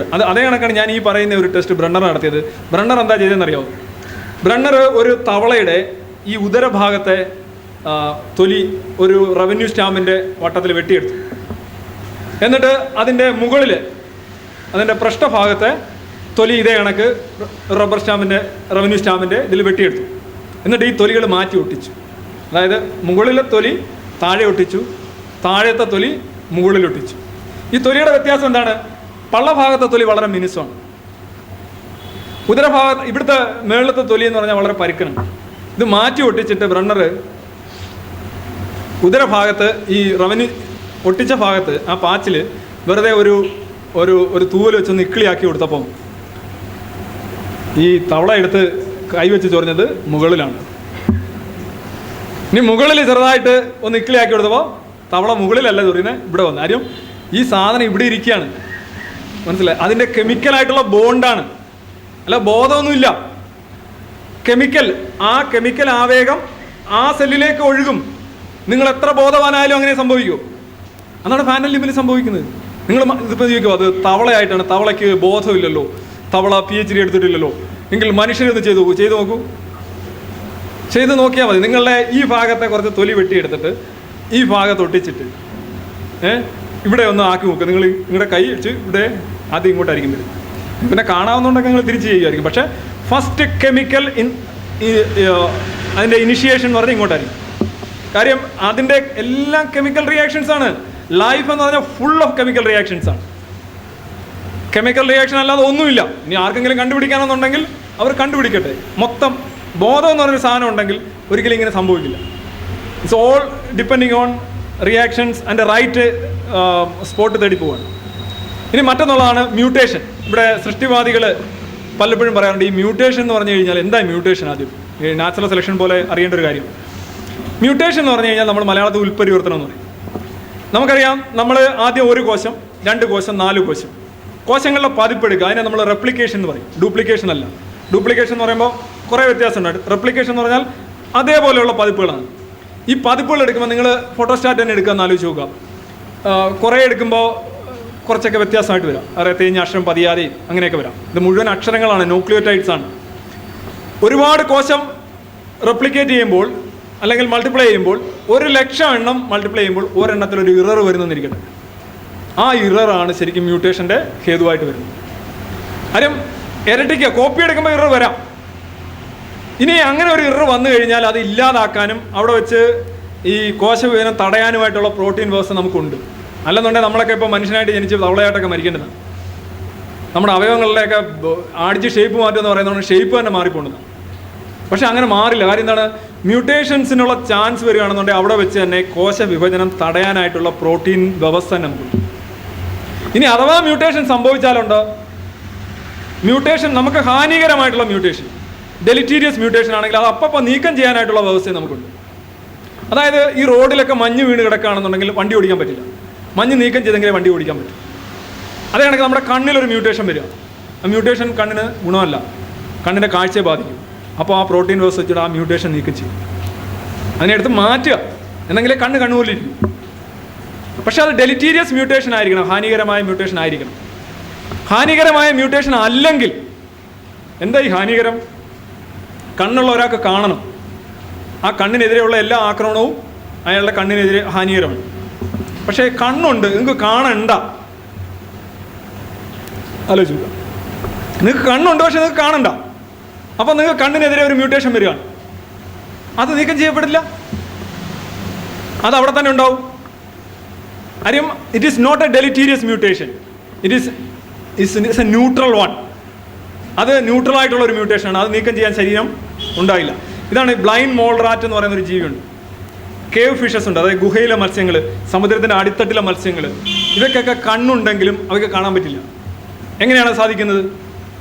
കണ്ണിൻ്റെ സ്ഥാനത്ത് ഒരു പോള പോലെ ഒരു സാധനം വരുന്നുണ്ട്. പക്ഷേ കാണാതിരിക്കാൻ കാരണം എന്താണ്? അവരുടെ കണ്ണിലുണ്ടാകുന്ന മ്യൂട്ടേഷൻസ്, ഹാനികരമായ മ്യൂട്ടേഷൻസ് നിലനിർത്തപ്പെടുകയാണ്. It remains there. കാര്യം അത് ഹാനികരമാണെങ്കിലേ അത് മാറ്റപ്പെടുത്തുള്ളൂ, ഹാനികരമല്ലാത്തതുകൊണ്ട് അത് അവിടെ തന്നെ ഉണ്ടാവും. അവസാനം ഈ ബ്ലൈൻഡ് മോൾ റാറ്റ് ഈ ടണലിൽ ജീവിച്ച്, ഇരുട്ടറയിൽ ജീവിച്ച്, അതിന് കണ്ണ് വേണ്ടാതായി, ഈ മ്യൂട്ടേഷൻസ് എല്ലാം കൂടെ കയറി ഇതിൻ്റെ കണ്ണ് അടഞ്ഞു പോകും. അതായത് നമ്മൾ സമയാസമയങ്ങളിൽ ഈ മഞ്ഞ് നീക്കം ചെയ്തില്ലെങ്കിൽ ഈ റോഡ് അടഞ്ഞു പോകുന്നത് പോലെ ഈ കാണാൻ പ്രകാശമില്ലാത്ത സ്ഥലങ്ങളിൽ ജീവിക്കുന്ന ഈ ജീവികളുടെ കണ്ണിലുണ്ടാകുന്ന മ്യൂട്ടേഷൻസ് നീക്കം ചെയ്യപ്പെടാതെ അത് ബ്ലൈൻഡായി പോകും. ഈ വവ്വലിൻ്റെയും കാര്യം അതാണ്. വവ്വലിന് എന്തുകൊണ്ടാണ്? രാത്രി സഞ്ചാരം ആയതുകൊണ്ടാണ് വവ്വൽ ബ്ലൈൻഡായി പോയത്. കാര്യം വവ്വലിൻ്റെ പിതാമഹന്മാരിലുണ്ടായിട്ടുള്ള ഹാനികരമായ മ്യൂട്ടേഷൻസ് നീക്കം ചെയ്യപ്പെട്ടില്ല. അല്ല, ഹാനികരമല്ല. കാര്യം വെച്ചാൽ രാത്രി ഇരുട്ടത്ത് നിൽക്കുന്ന ഒരാൾക്ക് എന്തിനാ കണ്ണ്? കണ്ണിൻ്റെ ആവശ്യം പ്രകാശം, ചലനം. പ്രകാശത്തോട് പ്രതികരിക്കുക, ചലിക്കുക, ഇത് രണ്ടുമാണ്. പ്രകാശത്തോട് പ്രതികരിക്കാതിരിക്കുകയും ചലിക്കാതിരിക്കുകയും ചെയ്യുന്ന ഒരു ജീവിക്ക് കണ്ണുണ്ടാവില്ല. ഇപ്പോൾ ചില ഉദാഹരണമായിട്ട് ഈ സെഡൻഡറി ലൈഫുണ്ട്, പറ്റിപ്പിടിച്ചിരിക്കുന്ന ജീവികൾ, ഒട്ടിയിരിക്കുന്ന ജീവികൾ, കക്കയൊക്കെ കാണാറുണ്ട്. കക്കയ്ക്ക് കണ്ണുണ്ടോ? ഒരിടത്തും കിടക്കാതെ, അതിനങ്ങും പോകുമൊന്നും വേണ്ട. ചില മൊളസ്കുകൾ, ശംഖ് ഒക്കെ കണ്ടിട്ടുണ്ട്, അത് കിടക്കുക, അതിനൊന്നും കണ്ണിന് ആവശ്യമില്ല. അല്ല, കണ്ണ് കൊണ്ട് ഇങ്ങനെ ഒരാൾ ഈ കണ്ണ് ഫിറ്റ് ചെയ്താണ്, കണ്ണ് തന്നവനാണ് അവൻ. കണ്ണങ്ങനെ തരുമൊന്നുമില്ല.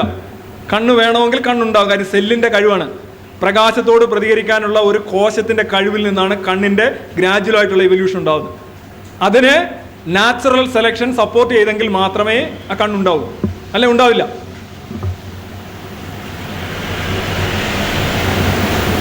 ഇനി നിങ്ങളുടെ എല്ലാ അവയവം എന്ന് പറഞ്ഞാൽ അടിസ്ഥാനപരമായി നിങ്ങളുടെ ബ്രെയിനാണ്. നിങ്ങൾ ദൂരെ നിൽക്കുന്ന ഒരു തോട്ട വെച്ചൊരു മാങ്ങ പറിക്കുകയാണെങ്കിൽ ശരിക്കും നിങ്ങളുടെ കൈ എന്ന് പറയുന്നത് നിങ്ങളുടെ തലച്ചോറിന് നീളം കൂടി, തലച്ചോറിൻ്റെ ഔട്ടർ മാനിഫെസ്റ്റേഷനാണ് കൈയുടെ നീളം കൂടുകയാണ് ചെയ്യുന്നത്. നിങ്ങളൊരു മൈക്രോസ്കോപ്പിലൂടെ ഒരു വസ്തു നോക്കുകയാണെന്നിരിക്കട്ടെ, അവിടെ എന്താ സംഭവിക്കുന്നത്? നിങ്ങളുടെ കണ്ണ് വലുതാവുകയാണ്. കണ്ണെന്ന് പറയുന്നത് എന്താണ്? കണ്ണ് വെച്ചല്ലല്ലോ നമ്മൾ കാണുന്നത്. കണ്ണെന്ന് പറയുന്നത് നമ്മുടെ പ്രകാശം ഗോളീയ വിഭജനമോ സ്ഫെറിക്കൽ അബറേഷനോ ഒന്നും ഇല്ലാതെ നമ്മളെ റോഡ്സ് ആൻഡ് കോൺസിലേക്ക് കേന്ദ്രീകരിച്ച് കൊണ്ടുവരാനായിട്ടുള്ള ഒരു വെന്റിലേഷൻ മാത്രമാണ് കണ്ണ്. കണ്ണ് വെച്ചല്ല കാണുന്നത്. കാഴ്ച എന്ന് പറയുന്നത് ഇറ്റ്സ് എ ബ്രെയിൻ ആക്ടിവിറ്റി. അതുകൊണ്ടാണ് ഓരോരുത്തർ കണ്ണ് മാറ്റി വെക്കുന്നത്. വേറൊരാളെ ചിലർ പറയണേ കണ്ണ് മാറ്റി വെക്കാൻ പറ്റില്ല, എന്നാലും കാഴ്ച കിട്ടില്ല. കാര്യം എന്താണ്? ഈ കണ്ണല്ല ഉദ്ദേശിക്കുന്നത്, മറിച്ച് അതിൻ്റെ ഞരമ്പുകൾ, ആ ബ്രെയിനുമായിട്ട് ലിങ്ക് ചെയ്തിട്ടുള്ള ഞരമ്പുകൾക്കാണ് കേടെങ്കിൽ കണ്ണ് മാറ്റി വെച്ചാലും നമുക്ക് കാഴ്ച കാണാൻ പറ്റില്ല. അതേസമയം കണ്ണെന്ന് പറയുന്ന ഈ സാധനമാണ് ഉദ്ദേശിക്കുന്നതെങ്കിൽ അത് മാറ്റി വെക്കാം. വേറെ ആൾ ആട്ടിൻ്റെ കണ്ണ് വെച്ചാലും കുഴപ്പമില്ല. ആട്ടിൻ്റെ കണ്ണൊക്കെ ആണെന്ന് പറഞ്ഞ് ഓരോരുത്തർ നടക്കാറുണ്ട്. അപ്പോൾ കണ്ണ് എന്ന് പറയുന്നത് ശരിക്കും പ്രകാശത്തെ സ്വീകരിച്ച് ആനയിക്കുന്ന ഒരാൾ മാത്രമാണ്, മറിച്ച് കാഴ്ച എന്ന് പറയുന്നത് ഉണ്ടാകുന്നത് ബ്രെയിൻ ആക്ടിവിറ്റിയാണ്. അതാണ് നിങ്ങൾ കണ്ണടച്ചാൽ കണ്ടൂടെ. ഇപ്പോൾ ശ്രുതിമോനെ അച്ഛനെ ഒന്ന് കണ്ടു നോക്കെ, കണ്ണടച്ചിട്ട് കാണാൻ പറ്റുന്നില്ലേ? അച്ഛൻ വന്നു. ഇപ്പോൾ എനിക്കിപ്പോൾ യൂണിവേഴ്സിറ്റി കോളേജ് കാണുമെന്ന് വെച്ചാൽ ഓക്കെ, യൂണിവേഴ്സിറ്റി കോളേജ് വന്നു, കണ്ണടച്ചുകൊണ്ട് കാണാം. ഞാൻ ഇവിടെ നിൽക്കുകയല്ല, ഞാൻ കാണുന്നില്ല, ഇവിടെ ഉണ്ട് സാധനം. സ്വപ്നം കാണുന്നു, എല്ലാവരും തുറന്നു പിടിച്ചുകൊണ്ടാണ് കാണുന്നത്. It's actually brain activity. Your I is only A ventilation.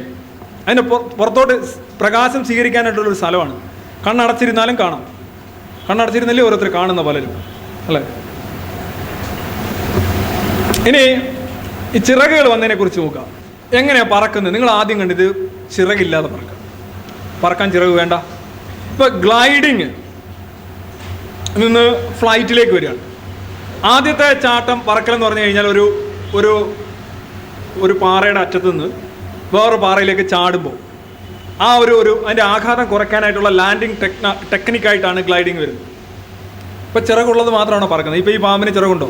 പക്ഷെ അത് ഏതാണ്ട് 1.5 കിലോമീറ്റർ ദൂരമൊക്കെയാണ് ഇത്തരം പാമ്പുകൾ ഗ്ലൈഡ് ചെയ്യുന്നത്. അല്ല, ചിറകെന്ന് പറഞ്ഞൊരു അവയവം ഉണ്ടാക്കിയിട്ട് അത് ഫിറ്റ് ചെയ്തിട്ട് ജീവികൾ പറക്കാൻ തുടങ്ങുകയല്ല ചെയ്യുന്നത്. പല പല ഘട്ടങ്ങളിലായിട്ടാണ് എൻ്റെ ഇവല്യൂഷൻ. നിങ്ങൾ ഇത് നോക്കുക, ഈ ആമയെ നോക്കുക. ആമയ്ക്ക് കവചങ്ങളുണ്ട്. അത് ചോദിക്കും, ഈ കവചം എങ്ങനെ വന്നു? അരക്കവചമുള്ള ഏതെങ്കിലും ആമയെ കാണിച്ചു തരാം. ഇത് അരക്കവചമുള്ള ഒരു ആമയാണ്, ഒഡാൻഡോക്കെൽസ് എന്ന് പറയും. അതിൻ്റെ താഴെ മാത്രമേ ഉള്ളൂ കവചം, മേളിൽ വളരെ മാംസളമായ ഭാഗമാണ്.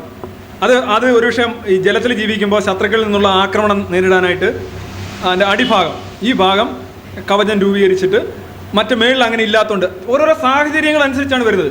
ആമയെന്ന് പറയുമ്പോൾ മൊത്തം കവറിങ് അല്ല. ഇത് അങ്ങനെ നോക്കുകയാണെങ്കിൽ ഒരു അരയാമയാണ്. ഇങ്ങനെയുള്ള ജീവികളെ നമുക്ക് കാണാൻ സാധിക്കുന്നുണ്ട്. നോക്കുക, കണ്ണില്ലാത്ത ജീവികൾ. കണ്ണില്ലാത്ത ഒരു ജീവിയാണ് സസ്യം. സസ്യത്തിൻ്റെ കണ്ണാണ് ഇല പ്രകാശത്തോട് ചേർന്ന് വളരുന്നത് നിങ്ങൾ കണ്ടിട്ടുണ്ട്. തെങ്ങൊക്കെ പോകുന്നുണ്ട്.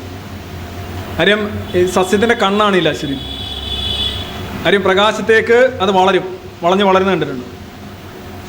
അവിടെ നിന്നുണ്ടെങ്കിൽ ഈ സസ്യം ആഹാരം സ്വീകരിച്ചെങ്കിൽ മാത്രമേ നമുക്ക്, അല്ലെങ്കിൽ സൺലൈറ്റ് പ്രോസസ്സ് ചെയ്തെങ്കിൽ മാത്രമേ നമുക്ക് ഈ ജൈവലോകം തന്നെ നിലനിൽക്കും.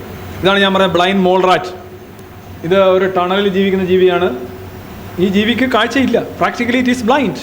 അതിന് കണ്ണുണ്ടായിരുന്നു, പക്ഷേ കണ്ണിൻ്റെ സ്ഥാനത്ത്, കാര്യം അതിൻ്റെ കണ്ണിലുണ്ടായിട്ടുള്ള മ്യൂട്ടേഷൻസ് നീക്കം ചെയ്തില്ല. കാര്യം എന്താണ്? അത് ഡെലിറ്റീരിയസ് ആയിരുന്നില്ല. ഇരുട്ടത്ത് കിടക്കുന്നവൻ്റെ കണ്ണിൽ എന്ത് സംഭവിച്ചാലും ആരും നോക്കില്ല. കരയുന്ന കുഞ്ഞിനെ പാലുള്ളൂ. നമ്മുടെ കണ്ണിൽ ഇപ്പോഴും മ്യൂട്ടേഷൻ സംഭവിക്കുന്നുണ്ട്. ഇതൊക്കെ നീക്കം ചെയ്യാതിരുന്നു കഴിഞ്ഞാൽ പിറ്റേന്ന് നമ്മളിങ്ങനെ ചെയ്യും. പക്ഷേ ഇതിൻ്റെ കാര്യത്തിൽ അത് സംഭവിക്കുന്നില്ല. അപ്പോൾ ഒരാൾ അടുത്തിടെ ഫേസ്ബുക്കിൽ ചോദിച്ചു, ഈ എംബ്രിയോ വരുമ്പോൾ ആദ്യത്തെ 2 മാസം ആകുമ്പോഴേ കണ്ണിൻ്റെ സ്ഥാനമൊക്കെ ഇങ്ങനെ വികസിച്ച് വരുമല്ലോ.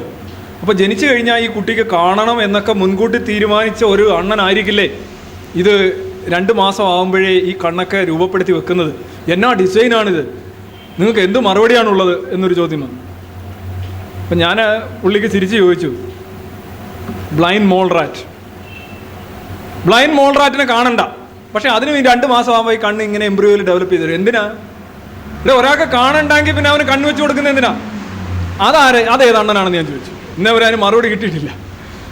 അത് എന്തെങ്കിലും കാണുമ്പോൾ അതിനകത്തൊരു നിഗൂഢത കണ്ടിട്ട് ഒരു അണ്ണൻ അല്ലെ ഒരാൾ, ഒരു ഡിങ്കൻ അല്ലെങ്കിൽ എന്തെങ്കിലും ഒരു ഫോഴ്സിലേക്ക് കൊണ്ടുപോകും. ഇപ്പോൾ ബ്ലൈൻഡ് മോൾ റാറ്റിൻ്റെ ഭ്രൂണത്തിനകത്ത് എന്തിനാണ് കണ്ണിങ്ങനെ ഡെവലപ്പ് ചെയ്ത് വരുന്നത്? ഒറ്റ ഇതേ ഉള്ളൂ, അതിൻ്റെ തൊട്ട് മുന്നിലുള്ള പിൻഗാമികൾക്ക് ആ സാധനം ഉണ്ടായിരുന്നു, അതിൻ്റെ പിൻഗാമികൾക്കുണ്ടായിരുന്നു. അപ്പോൾ ഇതിനുമുണ്ട്. ഇതിന് പ്രയോജനമില്ലെന്നൊന്നും മനസ്സിലാക്കാനുള്ള ശേഷിയുള്ള ആരുമൊന്നും ഭ്രൂണത്തിനകത്ത് കയറിയിരുന്ന് കളിക്കുന്നില്ല. ഭ്രൂണം അങ്ങനെ ആ വഴിക്ക് തന്നെ പോകും. ഇത് കേവ് ഫിഷ്. ഇത് പോട്ടെ, അത് ഞാൻ ഒരു തമാശയായിട്ട് എഴുതാണ്. അത് നിങ്ങൾ കുറേ നേരം ചലിക്കാതിരുന്ന് കഴിഞ്ഞാൽ, നിങ്ങൾക്ക് ഇരുട്ടിലിരുന്ന് കഴിഞ്ഞാൽ കണ്ണ് ഫീസായി പോകും. അപ്പോൾ മനുഷ്യന് സാധ്യതയുണ്ടോ? മനുഷ്യൻ എപ്പോഴും ചലിക്കാതെ ഇരിക്കുന്നത് കണ്ടില്ലേ? കുപ്പിയൊക്കെ ആയിട്ട് TV-യുടെ റിമോട്ട് അത് മാത്രമാണ് തെളിവ്. അപ്പോൾ മനുഷ്യൻ്റെ കണ്ണ് അടിച്ചു പോകാൻ സാധ്യത ഉണ്ടോ? കുഴപ്പമില്ല, മനുഷ്യന് കണ്ണ് അടിച്ചു പോകില്ല. കാര്യം എന്താണ്? കമ്പ്യൂട്ടർ വന്നതുകൊണ്ട് അവനതിന് ഉപയോഗമുണ്ട്, കുഴപ്പമില്ല. അതുപോലെ ഉറുമ്പുകളുടെ ചിറക് പോയി. ഉറുമ്പിന് ചിറകുണ്ടായിരുന്നു. ആ റാണി ഉറുമ്പിന് ചിറകുണ്ട്. അത് ചിറക് നശിപ്പിക്കുന്ന കാര്യം ഏറ്റവും വേദനാജനകമായ കാര്യമാണ്. റാണി ഉറുമ്പിൻ്റെ ചിറക് പോകുന്നു. ഉറുമ്പിന് മണ്ണിനടിയിലൂടെ നൂഴ്ന്നു കയറാനും അതിനിടയിലൂടെ പൊങ്ങി വരാനും ഒക്കെ നോക്കുമ്പോൾ ചിറകെന്ന് പറഞ്ഞാൽ വലിയ തടസ്സമാണ്. സ്വാഭാവികമായിട്ട് അത് നാച്ചുറലി സെലക്റ്റഡ് ആയപ്പോൾ ഈ ചിറക് ഇല്ലാതിരിക്കുന്നതാണ് നല്ലത്. ചിറക് പോയി. പക്ഷെ ഉറുമ്പിന് ചിറകെന്ന് പറഞ്ഞാൽ ഏറ്റവും വലിയ തെളിവാണ് റാണിയുടെ. റാണി പോലും ഈ ചിറക് അവസാനം കളയുകയാണ് ചെയ്യുന്നത്. റാണി ഒരിക്കലും ഈ ചിറക് ഉപയോഗിക്കുന്നുള്ളൂ. ഒരു ഇതിൽ നിന്ന് വേറൊന്നിലേക്ക്, അതിൻ്റെ വീട്ടിൽ നിന്ന് വേറൊരു വീട്ടിലേക്ക് പറക്കാനായിട്ട് മാത്രമേ ഇത് ഉപയോഗിക്കുന്നു, അല്ലാതെ ഉപയോഗിക്കുന്ന പോലും ഇല്ല. നോക്കുക, ഈ പക്ഷി എന്തുമാത്രം പറക്കുന്ന സാധനമാണ്. ഈ പക്ഷിയല്ല, ഇതൊരു മാമലാണ്. ഇതിനൊരു ചിറകാരെങ്കിലും വെച്ചു കൊടുക്കണ്ടേ? ഇതെല്ലാം പടച്ചുണ്ടാക്കുന്ന ആള് ഇത്രയും കിലോമീറ്റർ കണക്ക് പറക്കുന്ന ഈ ബാറ്റിന് ഒരു ചിറകുണ്ടാക്കി കൊടുക്കണ്ടേ? ഇതിന് ചിറകില്ല. ഇതിനാകെ ഉള്ളതെന്ന് പറഞ്ഞാൽ അതിൻ്റെ കൈ ഉണ്ടല്ലോ, കൈ വിരലിനിടയിൽ ഒരു തൊലി, ഒരു മെമ്മറൈൻ വന്ന് ഇങ്ങനെ ചെയ്തിരിക്കുക. ഇത്രയേ ഉള്ളൂ സാധനം. ചിറകുമില്ല. ഒന്നും അടിയില്ല, ഇതിങ്ങനെ പോവുകയാണ്. അപ്പോൾ ചിറക് ഏതെങ്കിലും ഒരു ഇൻ്റലിജൻറ്റ് ഡിസൈനർ ഒരു ചിറക് ഒരു ജീവിക്ക് വെച്ച് കൊടുക്കുകയാണെങ്കിൽ ആദ്യം കൊടുക്കേണ്ടത് ഈ വാവലിനാണ്. പക്ഷേ വാവലിന് അങ്ങനെ ഒരു ചിറകില്ല എന്നിട്ട് ഇത് പറക്കുന്നു. ഇതൊക്കെ നാച്ചുറലായിട്ട് ഈ മെമ്മറൈനൊക്കെ ഡെവലപ്പ് ചെയ്ത് വരുന്നത് സെലക്റ്റഡ് ആണ്. ആ വരുന്ന ഒരു മ്യൂട്ടേഷൻ, ഒരു വെറൈറ്റിയെ നാച്ചുറൽ സെലക്ഷൻ സഹായിക്കുകയാണ് ചെയ്യുന്നത്. ആടെ ഒട്ടകപ്പക്ഷി ചിറകുമായിട്ട് കിടക്കുക, പറക്കുന്നില്ല. ഇതില്ല സൈക്കിൾ എടുത്ത് പൊക്കി എടുത്തുകൊണ്ട് നടക്കുന്നോണല്ലേ? സൈക്കിൾ എന്തിനാ കയറി നടക്കാനാ? ഒരാൾ സൈക്കിൾ എടുത്ത് തലയും വെച്ചുകൊണ്ട് ഇങ്ങനെ നടക്കാം, സൈക്കിൾ. അതേ കണക്കാണ് ഒട്ടകപ്പക്ഷി ഈ വലിയ ചിറകുമായിട്ട് നടക്കുന്നത്. ഒട്ടകപ്പക്ഷിയുടെ ചിറകിന് ഉപയോഗമൊക്കെ ഉണ്ട്. കാര്യം എന്താ, ഓട്ടത്തിൻ്റെ ഗതി നിയന്ത്രിക്കുക, അതിൻ്റെ ബാലൻസ്, അത് കൈ ഉണ്ടെങ്കിലും നടക്കുമല്ലോ. കൈയാണ് അതിനിവിടെ വരേണ്ടത് ശരിക്കും. ഒട്ടകപ്പക്ഷിയുടെ കാലെന്ന് പറഞ്ഞാൽ വളരെ സ്ട്രോങ് ആണ്. അത് വെച്ചൊരു ചവിട്ടൊക്കെ കൊണ്ടു കഴിഞ്ഞാൽ ചിലപ്പം ഒരാൾ തന്നെ വഴിയായി പോകും. അത്രയ്ക്ക് ഭയങ്കര സ്ട്രോങ് ആണെന്നാണ് പറയും അതിൻ്റെ. പക്ഷെ ഒന്ന് ആലോചിച്ച് നോക്കുക, ഈ ചിറകെന്തിനാണ് ഒട്ടകപ്പക്ഷിക്ക് നടക്കാൻ തുടങ്ങി അതിൻ്റെ ആ നീച്ച് മാറിയപ്പോൾ, അതായത് തറയിൽ നിന്ന് തന്നെ ആഹാരമൊക്കെ കണ്ടെത്താൻ തുടങ്ങിയപ്പോൾ ഈ ചിറകിന് അധികം ഉപയോഗമില്ലാതായി മാറി. അപ്പോൾ ചിറകിന് അധികം ഉപയോഗമില്ലാതായി മാറിയപ്പോൾ ചിറകിനകത്തുണ്ടാകുന്ന മോശമായിട്ടുള്ള മ്യൂട്ടേഷൻസ് ഒന്നും തന്നെ നീക്കം ചെയ്യാതെ അത് ചിറക് ഡിസ്യൂസായി മാറി. ആ ഡെലിറ്റീരിയസ് മ്യൂട്ടേഷൻസ് അതെല്ലാം തന്നെ അവിടെ വന്നു. ചിറകിൻ്റെ ആ ധർമ്മത്തിൽ നിന്ന് മാറി ചിറക് ഇപ്പോൾ വളരെ ഒരു ഓർണമെൻ്റലായിട്ട് കൊണ്ടുപോകും. പക്ഷേ ചിറക് വെച്ച് കൊടുത്ത പക്ഷി പറക്കണം, പക്ഷെ പറക്കുന്നില്ല. എന്താ കാര്യം? നാച്ചുറലി ഡിഫറെൻ്റ് ആയിട്ടുള്ള എൻവയറോൺമെൻറ്റിൽ പോകുമ്പോൾ ചിറകിൻ്റെ ആവശ്യമില്ലാതെ വരുമ്പോൾ ചിറക് മാറ്റപ്പെടും. ഇനി കുറേ നാൾ കഴിയുമ്പോൾ ഒട്ടകപ്പക്ഷിയുടെ ചിറക് കുറയുമോ എന്നൊക്കെ ഓരോരുത്തർ ചോദിക്കാറുണ്ട്. കുറയാതിരിക്കാം, ഇത് വെച്ച് തന്നെ പോകും. ഈ ഒരു സാധനം വെച്ച് തന്നെ ഓട്ടത്തിനൊക്കെ അഡ്ജസ്റ്റ്മെൻ്റ് ഒക്കെ ഉണ്ടെന്നുള്ള രീതിയിൽ ഈ ചിറക് വേറൊരു ഫംഗ്ഷൻ ഉപയോഗിക്കാം. മനസ്സിലായില്ലേ? ഇപ്പോൾ ഒരു പറയുന്നോണം, എനിക്ക് ഈ കൈ എന്ന് പറയുന്നത് ചില റബ്ബറൊക്കെ വെട്ടിയിട്ട് വരുന്നൊരു വില ഫീസ് കുറവാണെങ്കിൽ പറയില്ലേ, അവിടെ ഈ കൈ എന്ന് പറയുന്നത് റബ്ബർ വെട്ടാൻ വേണ്ടി മാത്രമല്ല, പിന്നെടാ തൊഴാനും ഉപയോഗിക്കുക എന്ന് പറയുന്നതാണോ. ഈ ചിറക് വേറൊരു ഫംഗ്ഷൻ ഉപയോഗിക്കാം, നാച്ചുറലി സെലക്റ്റഡ് ആയിട്ട് പോകും. ഇത് ഡാർവിൻ്റെ നോട്ട്ബുക്കിൽ എഴുതിയാണ്. ഡാർവിൻ്റെ നോട്ട്ബുക്കിൽ അദ്ദേഹം ഈ ട്രീ ഓഫ് ലൈഫ് അത് സ്വന്തം ഐ തിങ്ക് എഴുതിയേക്കുന്നില്ല. ഐ തിങ്ക് ഡാർവിൻ്റെ കൈപ്പടയാണ്. ഇനി ടാക്സോണമിക്കൽ കൊനൻഡ്രംസ്, ഒരു പ്രത്യേക സ്പീഷീസ് എത്രയാണ്, എവിടം വരെയാണ് എന്ന് പറയുക വളരെ ബുദ്ധിമുട്ടാണ് പലപ്പോഴും. ഇപ്പോൾ homo sapiens, homo habilis, homo erectus. ഞാൻ ഒരു കാര്യം, അതൊരു വിഷയത്തിൻ്റെ ഇതല്ലാതെ ഒരു കാര്യം ഞാൻ പറഞ്ഞോളട്ടെ. നമ്മളെ സജീവൻ അന്തിക്കാട് എന്ന് പറയുന്ന ഒരു ഡയറക്ടർ, അദ്ദേഹം ഇവിടെ വന്നിട്ടുണ്ട്. അദ്ദേഹത്തിൻ്റെ ഒരു സിനിമ പ്രഭുവിൻ്റെ മക്കൾ എന്ന് പറയുന്ന സിനിമ, അത് പ്രേമാനന്ദ് എന്ന് പറയുന്ന ഒരു പല അന്ധവിശ്വാസങ്ങളും അതോടൊപ്പം തന്നെ പല തട്ടിപ്പുകളും പുറത്തു കൊണ്ടുവന്നിട്ടുള്ള ഒരു മഹാനായിട്ടുള്ള ഒരു സാമൂഹ്യ പരിഷ്കർത്താവും ഒരു ശാസ്ത്ര പ്രചാരകനുമായിരുന്നു. അദ്ദേഹത്തിൻ്റെ ജീവിതകഥയെ ആസ്പദമാക്കി സജീവൻ എടുത്തിട്ടുള്ളൊരു പടമാണ് പ്രഭുവിൻ്റെ മക്കൾ. ഒരു മലയാളം സിനിമയാണ്. അതിൻ്റെ സെൻസർ സർട്ടിഫിക്കറ്റ് ഒക്കെ കഴിഞ്ഞു. അത് മിക്കവാറും അടുത്ത ആഴ്ച തിയേറ്ററുകളിൽ വരികയാണ്. അതിൽ ഒരുപാട് സദ്യ ഇന്നത്തെ സമൂഹത്തിന് ആവശ്യമായിട്ടുള്ളത്, ഇത്രയും ഇരുട്ട് വ്യാപിച്ചിരിക്കുന്ന ഈ സമൂഹത്തിൽ ഇത്തരം ചിത്രങ്ങൾ നിങ്ങൾ അടുത്ത തിയേറ്ററിൽ വരുമ്പോൾ നിങ്ങൾ കാണണം എന്ന് അഭ്യർത്ഥിക്കാൻ കൂടി ഞാൻ ഈ അവസരം വിനിയോഗിക്കുകയാണ്. സജീവനോട് വന്നിട്ടുണ്ട്, പ്ലീസ്.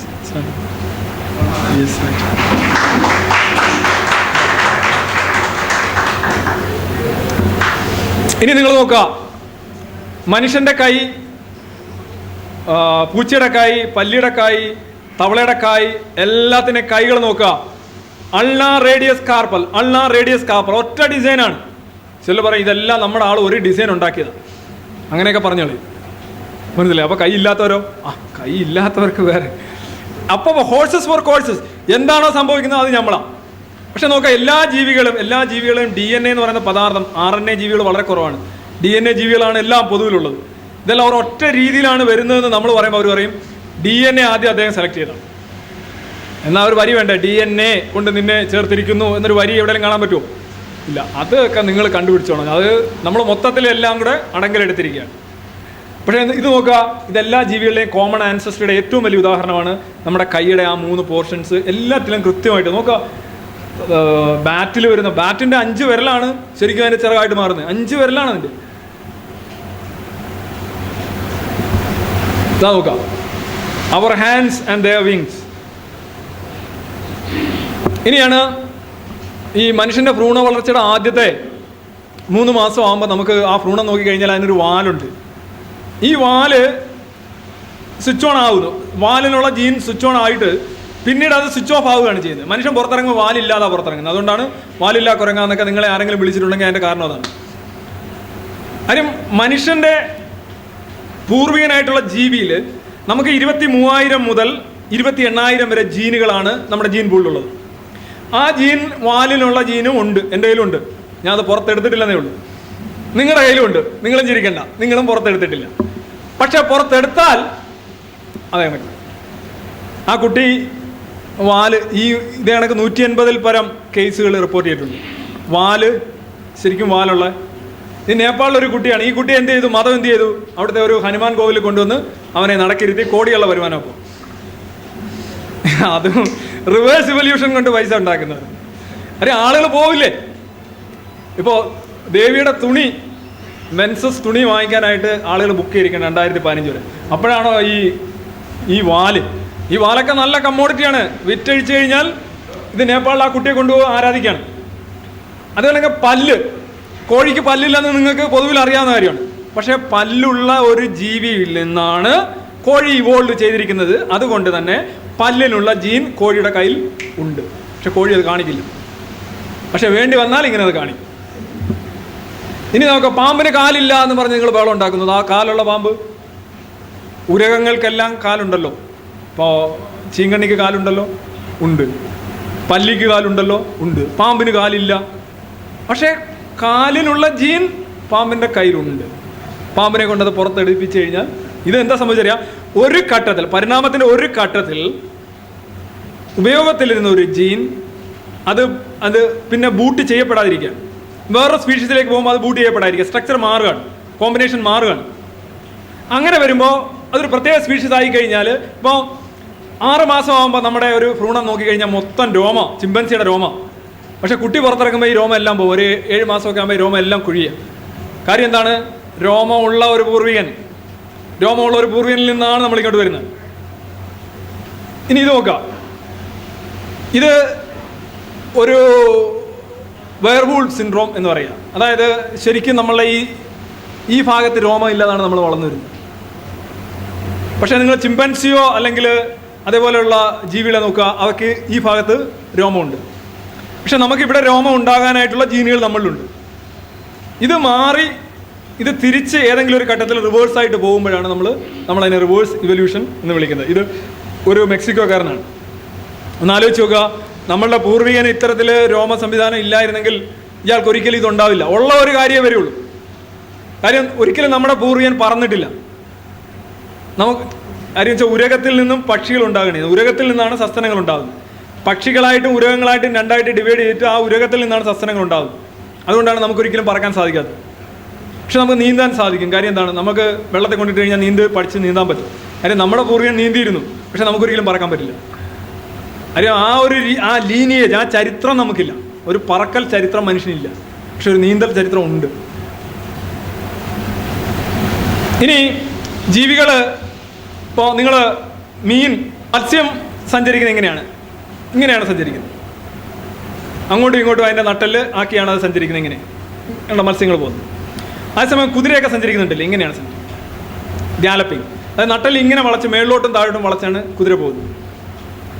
ഇനി ഏറ്റവും നല്ലൊരു ഉദാഹരണം, നിങ്ങൾ ചീങ്കണ്ണി എടുക്കാം.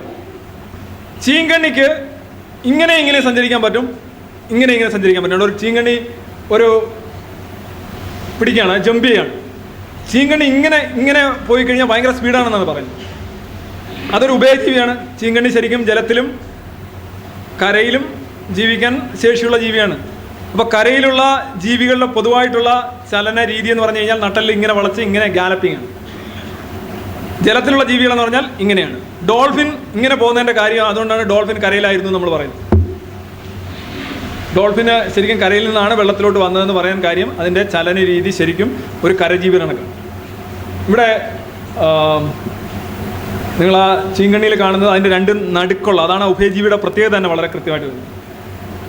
ഇനി ചിമ്പൻസിയും മനുഷ്യനും തമ്മിലുള്ള സാമ്യം എന്ന് പറഞ്ഞാൽ ഞാൻ പറഞ്ഞത് 95 മുതൽ 99% വരെയാണ്.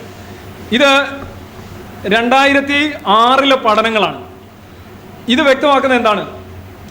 ഹ്യൂമൻ ക്രോമസോം എന്ന് പറയുന്നത് 23 ക്രോമസോം, അല്ലെങ്കിൽ 46, 23 2 പേർ 46. ചിമ്പൻസി എന്ന് പറയുന്നത് 48. നിങ്ങൾ താഴെ കാണുന്ന ചിമ്പൻസിയുടെ ക്രോമസോമാണ്. ചിമ്പൻസിയുടെ 2A 2B 2 ക്രോമസോം, അത് ചേർന്നാണ് നമ്മുടെ രണ്ടാമത്തെ ക്രോമസോം ഉണ്ടാക്കിയിരിക്കുന്നത്. നമ്മുടെ രണ്ടാമത്തെ ക്രോമസോം വലിയ ക്രോമസോമാണ്. ഇത് ചിമ്പൻസിയുടെ 2, 3 ക്രോമസോമുകൾ തമ്മിൽ ഫ്യൂസ് ചെയ്താണ് നമ്മുടെ രണ്ടാമത്തെ ക്രോമസോം ആയത്. 2 ക്രോമസോം ഫ്യൂസ് ചെയ്ത് ഒന്നാകുമ്പോൾ ഒരെണ്ണം കുറയും. 24 എന്നുള്ളത് 23 ആവും. അതിൻ്റെ ഇരട്ടിയാക്കുമ്പോൾ 46, 48 ആയിരുന്നു. അപ്പോൾ 2 1 അപ്പോൾ അത് മനുഷ്യനിലേക്ക് വന്നു. ഇത് 2006 നമ്മൾ കണ്ടെത്തിയ കാര്യമാണ്. ഇതുവരെ ഒരു സൃഷ്ടിവാദിയും ഇന്നേ വരെ ഇതിനെ കോൺട്രഡിക്റ്റ് ചെയ്യാൻ സാധിക്കില്ല. എന്ത് കോൺട്രഡിക്ഷൻ? ഇപ്പോൾ മനുഷ്യൻ കുരങ്ങിൽ നിന്നൊക്കെയാണ് ഉണ്ടായാലും ചിമ്പാൻസിയായിട്ടൊക്കെ ബന്ധമുണ്ടെന്ന് പറയുമ്പോൾ പല നെറ്റ് ചുളിക്കാറുണ്ട്. ആദ്യം കാണിച്ച് ഞാൻ ചിമ്പൻസിയാണ്. ചിമ്പൻസി കെട്ടിപ്പിടിക്കുന്ന 2 ജീവികൾ മനുഷ്യരല്ലാതെ നിങ്ങൾ കാണാൻ പറ്റില്ല. നട്ട് തട്ടിപ്പൊടിച്ചിട്ട് കഴിക്കുന്നുണ്ട്. ആ കൈയുടെ ആ വിരലിൻ്റെയൊക്കെ അത് നോക്കുക, നമ്മളിൽ എത്തിയിട്ടില്ല, പക്ഷേ നമ്മളുമായിട്ട് ഒരുപാട് സവിശേഷതകൾ അവർക്കുണ്ട്. അവർ വേറെ സ്പീഷീസാണ്, പക്ഷേ still we are sharing lot of similarities. രണ്ടാമത്തേൽ നിങ്ങൾ കണ്ടത് ആൻഡമാൻ നിക്കോബാർ ഐലൻഡിലെ ജരാവ എന്ന് പറയുന്ന ഇന്ത്യൻ സിറ്റിസൺസിനെയാണ്. 2006 ഒരു വീഡിയോ ആണ് ഞാൻ കാണിച്ചത്. അവർ ശരിക്കും ജീവിക്കുന്നത് എങ്ങനെയാണ്? അവർ നിങ്ങളുടെ അതേ 1350cc ബ്രെയിനുള്ള ഇന്ത്യൻ സിറ്റിസൺസ് ആണത്. പക്ഷെ അവരെങ്ങനെയാണ് ജീവിക്കുന്നത് നിങ്ങൾ കണ്ടു കഴിഞ്ഞു. അപ്പോൾ ചിലവർക്ക് എന്താ മനുഷ്യൻ മാത്രം വൈസ് ചാൻസലറായ, മനുഷ്യൻ മാത്രം PhD എടുത്ത, മനുഷ്യൻ മാത്രം മൂണിൽ പോയ, എന്താ ഇവരാരും പോകാത്ത? മനുഷ്യൻ്റെ സമൂഹത്തിലൂടെ ഉണ്ടാകുന്ന അവൻ്റെ അറിവിൻ്റെ അവൻ്റെ ബേസ് അവൻ വർദ്ധിപ്പിക്കുകയാണ്. ഘട്ടം ഘട്ടമായിട്ടാണ് വർദ്ധിപ്പിക്കുന്നത്. ഇത് അവൻ്റെ ഒരു സമൂഹ ജീവിതത്തിൻ്റെ ഫലമായിട്ട് ഉണ്ടാകുന്നതാണ്. അല്ലെങ്കിൽ ഈ ജരാബകൾക്ക് നമ്മളെ കണക്കന്നെ ചിന്തിക്കാനും എഴുതാനും വായിക്കാനും റോക്കറ്റ് വിടാനും ഒക്കെ സാധിക്കും? ഇല്ല. നമ്മുടെ കൂടെ ജീവിക്കുകയാണ്. നമ്മളെ ഇന്ത്യൻ പൗരന്മാരാണ്. 2004 സുനാമി ഉണ്ടായപ്പോൾ ഇന്ത്യ ഗവൺമെൻറ് ഒരു ഇന്ത്യൻ എയർഫോഴ്സിൻ്റെ ഹെലികോപ്റ്ററുകൾ അവിടെ പോയി നോക്കി ഇവരവിടെ ഉണ്ടോ എന്ന് അറിയാനായിട്ട്. അപ്പോൾ ഹെലികോപ്റ്ററിൻ്റെ സൗണ്ട് കേട്ടിട്ട് അവർ ഉടനെ പുറത്തു വന്നു. ഹെലികോപ്റ്ററിനെതിരെ ഒരു അമ്പും വില്ലുമായിട്ട് പുറത്തു വന്നു വരും. അവരെ സംബന്ധിച്ച് ഹെലികോപ്റ്റർ എന്ന് പറയുന്നത് വലിയൊരു പക്ഷിയാണ്. ഇങ്ങനെ വരികയാണ്, അവർ ഉടനെ അമ്പും വില്ലും. അതാണ് അവരുടെ അവസ്ഥ. They are the citizens of this country. Chimpanzee. Then the third one was ഒരു ജെറുസലേമിലെ ഒരു സൂവിൽ ഒരു കുരങ്ങ് എഴുതിച്ച് നടക്കുകയാണ്. ബൈപ്പെഡാലിറ്റി. ഈ ബൈപ്പെഡാലിറ്റി എന്ന് പറഞ്ഞാൽ വളരെ ഇമ്പോർട്ടൻ്റ് ആയിട്ടുള്ള സാധനമാണ്. മനുഷ്യന് മാത്രമുള്ളതാണ്. ഈ ഒരു കുരങ്ങ് 2 കാലിലേക്ക് നടക്കുന്ന ഒരു കുരങ്ങിനെയാണ് അവിടെ കണ്ടത്. അതൊരു മ്യൂട്ടൻ വെറൈറ്റിയാണ്. ആ കുരങ്ങിൻ്റെ അടുത്ത തലമുറ 2 കാലിൽ നടക്കുന്ന 2 കുരങ്ങുകൾ ചേർന്നാൽ ഒരു പക്ഷേ അതിൻ്റെ കുട്ടികൾ 2 കാലിൽ നടക്കണമെന്ന് നിർബന്ധമില്ല. പക്ഷേ എന്തായാലും അങ്ങനെ ഒരു വെറൈറ്റി ഉണ്ടാകുന്നു. എങ്ങനെയാണ് നമ്മൾ 2 കാലിൽ നടന്നത് എന്നുള്ളൊരു സൂചനയാണ് 2-4 ആ കുരങ്ങിന് നടക്കാൻ സാധിച്ചത്. ആ കുരങ്ങ് ഇനി 2 കാലിൽ നടക്കാൻ ശേഷിയില്ലാത്തൊരു കുരങ്ങുമായിട്ടാണ് ഇങ്ങനെ ചേരുന്നതെങ്കിൽ അതിൻ്റെ കുട്ടികൾ ചിലപ്പോൾ 2 കാലിൽ നടക്കണമെന്നില്ല. പക്ഷേ ഇങ്ങനൊരു വെറൈറ്റി ഉണ്ടാകുന്നുണ്ട്.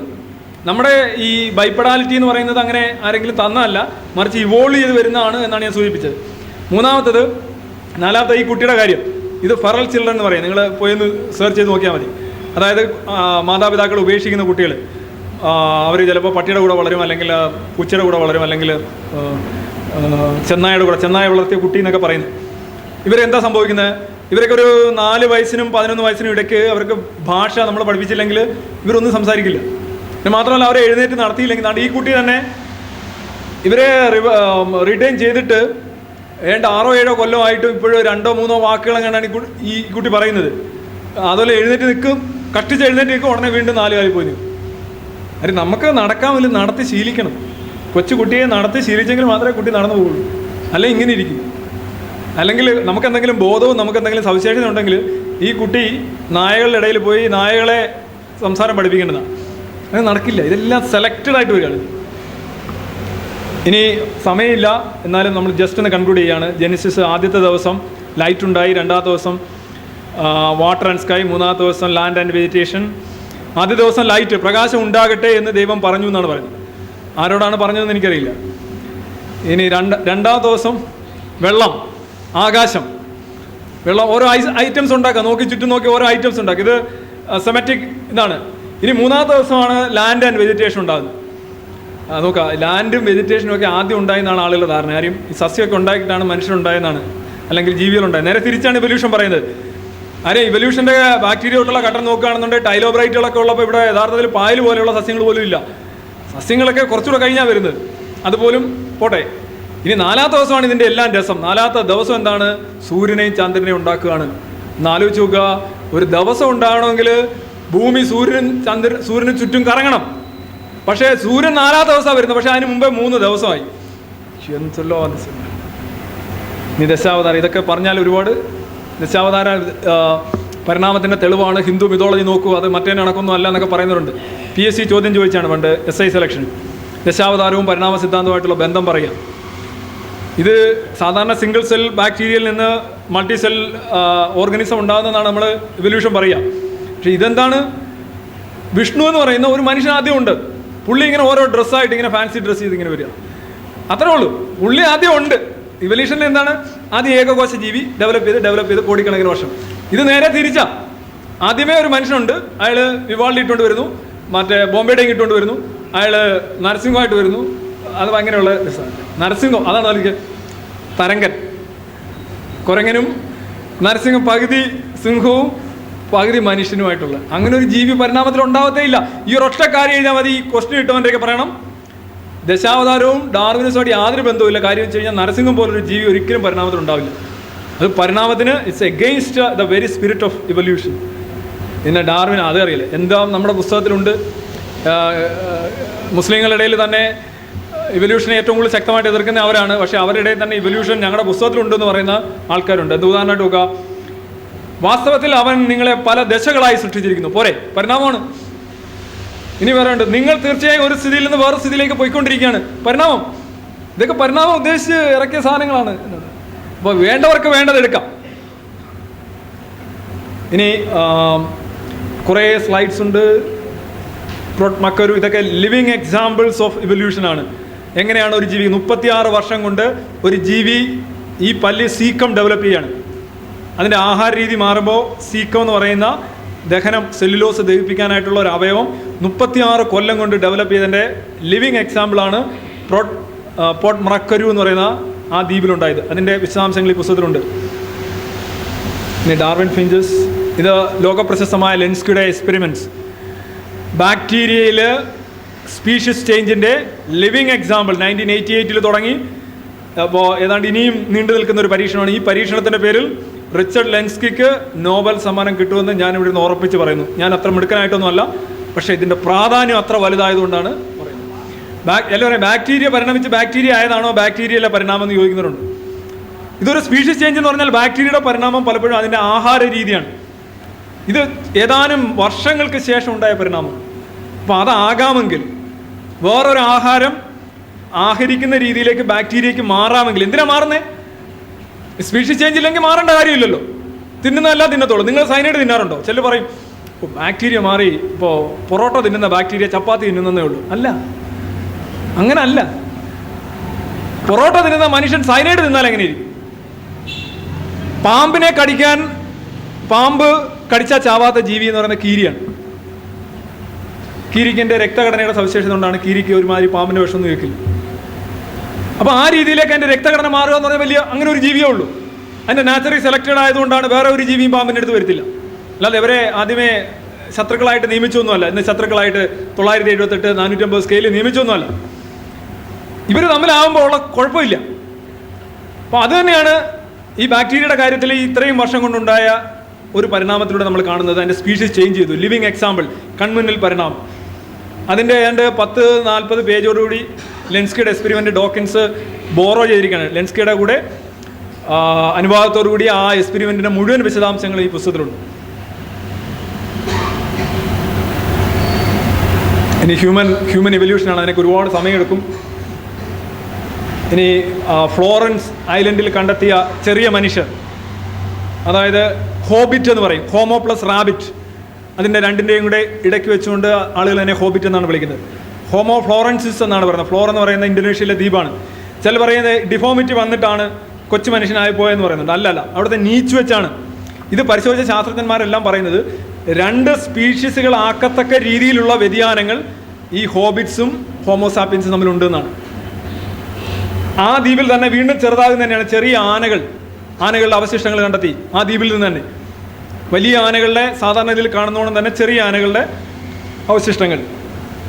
ഇതൊക്കെ എന്ന് പറഞ്ഞാൽ ഏതെങ്കിലും ഒരു പർട്ടിക്കുലർ പരിസ്ഥിതിക്കനുസരിച്ച് ജീവിയുടെ അതിൻ്റെ രൂപഘടനയിൽ വ്യത്യാസം ഉണ്ടാവുകയാണ് ചെയ്യുന്നത്. നമുക്ക് ചെറുതാകാനും കഴിയും. നമുക്ക് ഗളിവർ ലില്ലിപ്പുട്ട് എന്ന് പറയുന്നതെന്ന് പറയാൻ അസാധ്യമല്ല എന്നാണ് ഇത് കാണിക്കുന്നത്. ഗളിവറിന് ലില്ലിപ്പുട്ടൊക്കെ നിങ്ങൾ വായിച്ചിട്ടുണ്ടാവും. പക്ഷേ evolutionary it is not that impossible because we always adapt to the environment and the conditions. ഇത് ടിക്ടാലിക്കിൻ്റെ സ്വീകരണമാണ്. ടൈമില്ല. ഐഡയുടെ ഫോസിൽ, മധ്യ ഫോസിലുകൾ അല്ലെങ്കിൽ ഇടക്കണ്ണി ഫോസിലുകൾ ആവശ്യപ്പെടുന്നവർക്കെല്ലാം ഏറ്റവും നല്ല 2 ഉദാഹരണങ്ങളായിട്ടാണ്. പക്ഷേ ഇത് ഡോക്കിൻസ് പറയുന്നത് ഇതൊന്നും എനിക്ക് വേണ്ട, ഈ ഫോസിലൊന്നും ഞാൻ വലിയ കാര്യമായിട്ട് എടുക്കുന്നില്ല എന്നാണ് പറയുന്നത്. ഇനി അക്കൻതോസ്റ്റേഗ, നാൽക്കാലി മത്സ്യം ശരിക്കും കാല് വെച്ച് തുടങ്ങുന്നതിൻ്റെ ഇടയ്ക്കുള്ള ഒരു ജീവിയാണ് നമ്മൾ കണ്ടെത്തിയിരിക്കുന്നത്. ഇനി പാമ്പിൻ്റെ കാലുണ്ട് എന്നുള്ളതിൻ്റെ എവിഡൻസ് അസ്ഥികൂടം കണ്ടെത്തിയതിൻ്റെ ഈ അടുത്ത അർജൻറ്റീനയിൽ വെച്ചാണത് കണ്ടെത്തിയത്. ഇനി അൺഇൻ്റലിജൻസ് ഡിസൈൻ, നമ്മളെ ടെസ്റ്റിക്കിൾ, അതിൻ്റെ നോക്കുക, ടെസ്റ്റിക്കിളിൽ നിന്ന് ജമൻ ഉണ്ടായിട്ട് മേളിലോട്ട് പോയിട്ട് ആ യൂറിറ്റർ ക്രോസ് ചെയ്തിട്ടാണ് താഴോട്ട് വന്ന് ലിംഗത്തിലേക്ക് വരുന്നത്. ഇതൊന്ന് ആലോചിച്ച് നോക്കുക. ഇത് ശരിക്കും ടെസ്റ്റ് വരേണ്ട മേളിലാണ്. ഒറിജിനൽ മനുഷ്യന് മാത്രമാണ് ഈ ടെസ്റ്റ് അല്ലെങ്കിൽ വൃഷണങ്ങൾ എന്ന് പറയുന്നത് 2 ഇത് പുറത്ത് കിടക്കുന്നത്. അതെന്താ കാര്യം? പലരും പറയുന്നത് ബോഡിയുടെ ടെമ്പറേച്ചറുമായിട്ട് പൊരുത്തപ്പെടാൻ പറ്റില്ലെന്നുള്ളതാണ്. പക്ഷേ ഉരകങ്ങളിലും പല്ലികളിലൊക്കെ നോക്കുക, ടെസ്റ്റ് ഉള്ളിലാണ്. ഇത്ര വിലപിടിപ്പുള്ള 2 അവയവങ്ങൾ പുറത്ത് കളയാന്ന് പറഞ്ഞാൽ വളരെ മോശമായിട്ടുള്ള ഒരു ഡിസൈനാണ്. അത് വരുന്നത് എങ്ങനെയാണെന്ന് നോക്കുക. ആ ടെസ്റ്റുകളിൽ ഉണ്ടാകുന്ന ബീജം മേളിലോട്ട് സഞ്ചരിച്ചിട്ടാണ് താഴോട്ട് വരേണ്ടത്. മറിച്ച് അതിൻ്റെ original position inside the body ആയിരുന്നെങ്കിലോ, മേളിൽ കാണുന്നോണം ഇൻസൈഡ് ദ ബോഡി ആണെങ്കിൽ താഴോട്ട് വന്നാൽ മതിയായിരുന്നു. ഈ ഉരകങ്ങളിലൊക്കെ അങ്ങനെയാണ്, മറ്റ് ജീവികളിലൊക്കെ അങ്ങനെയാണ്. അത് അതിൻ്റെ ഒരു തുടർച്ചയായതുകൊണ്ടാണ് ഇത് ആ ഊഷ്മാവുമായിട്ട് പൊരുത്തപ്പെടാത്തതുകൊണ്ടാണ് നമ്മുടെ ടെസ്റ്റുകൾ താഴോട്ട് ഇറങ്ങി 2 സഞ്ചികൾ വന്ന് നിൽക്കുന്നത്.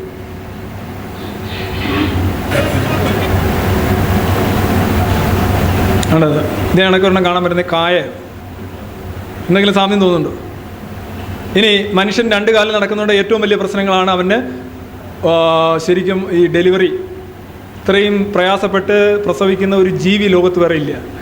അതിൻ്റെ കാര്യം അരക്കെട്ട് ഒരുപാട് ഒതുങ്ങിപ്പോയി. സാധാരണ നിങ്ങൾ കാഴ്ച ബംഗ്ലാവിലൊക്കെ പോയി മാനൊക്കെ പ്രസവിക്കുന്നുണ്ടല്ലോ, ചുമ്മാ കൊണ്ട് വന്ന് ചാണകം ഇടുന്നതുകൊണ്ടാണ് അത് പ്രസവിക്കുന്നത്. ഒരു പ്രശ്നവുമില്ല. മനുഷ്യൻ എന്തൊക്കെയാണ് ചെയ്യുന്നത്?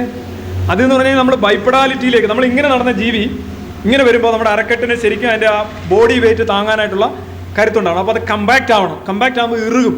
അതുകൊണ്ടാണ് മനുഷ്യൻ്റെ പ്രസവം എന്ന് പറഞ്ഞാൽ ഭീകരമായി മാറിയത്. സിസേറിയൻ നീ വേദന അറിഞ്ഞ് പ്രസവിക്കണമെന്നാണ് കർത്താവ് പറഞ്ഞിട്ടുള്ളത്. പക്ഷേ വിക്ടോറിയ രാജ്ഞിക്ക് സിസേറിയൻ ആദ്യം അവർ സ്വീകരിച്ചതിന് ശേഷം പിന്നെ ഇംഗ്ലണ്ടിൽ എല്ലാവരും സിസേറിയൻ വളരെ സന്തോഷത്തോടെ സ്വീകരിക്കാൻ തുടങ്ങി. രാജ്ഞി തുടങ്ങിയില്ലേ? ഇന്ന് ഏതാണ്ട് ആദ്യത്തെ കമാൻഡ്മെൻ്റാണ് വേദന അറിഞ്ഞ് പ്രസവിക്കണമെന്ന്. ഇന്നത്തെ വേദന അറിഞ്ഞ് പ്രസവിക്കുന്ന എത്ര ക്രിസ്ത്യൻ സ്ത്രീകളുണ്ടാകുമെന്ന് ആലോചിച്ചു. ഇനി മറ്റൊന്നുള്ളതാണ് നമ്മുടെ അന്നനാളവും നമ്മുടെ ശ്വാസകോശവും. പലപ്പോഴും ആഹാരം കഴിച്ച് ചോക്ക് ചെയ്യുന്ന ഏക ജീവി മനുഷ്യനാണ്. വേറെ ഒരു ജീവിക്കാൻ ഉണ്ടാവില്ല. അത് നമ്മളെ ബൈപ്പഡാലിറ്റി കൊണ്ട് വരുന്നതാണ്. അതുപോലെ തന്നെ സൈനസ് ഇങ്ങനെ നിൽക്കുന്നതുകൊണ്ട് മാത്രമാണ്. നമ്മൾ ഇങ്ങനെ നിൽക്കുന്ന ഒരു ജീവിക്ക് സൈനസിൻ്റെ പ്രശ്നം ഉണ്ടാവില്ല. ബാക്ക് പെയിൻ, നടുവേദനയുള്ള വേറെ ഏതെങ്കിലും ജീവിയുണ്ട്? ഇതെല്ലാം നമ്മളെ ഇങ്ങനെ നിന്നിരുന്ന ഒരു ജീവി ഇങ്ങനെ വരുമ്പോൾ ഉണ്ടാകുന്ന പ്രശ്നം അഡാപ്ഷൻ പ്രോബ്ലംസ് ആണ്. അപ്പൻഡിക്സും അങ്ങനെയാണ് വരുന്നത്. നമ്മുടെ കണ്ണിൻ്റെ കാര്യം, കണ്ണ് ശരിക്കും എടുത്ത് അതിൻ്റെ റെറ്റിനെ എടുത്ത് തിരിച്ചു വെച്ചിരിക്കുക. വളരെ മോശം ഡിസൈനാണ്. കാര്യം വെച്ച് കഴിഞ്ഞാൽ ബ്ലൈൻഡ് സ്പോട്ട് എന്ന് പറയുന്ന സാധനമുണ്ട്.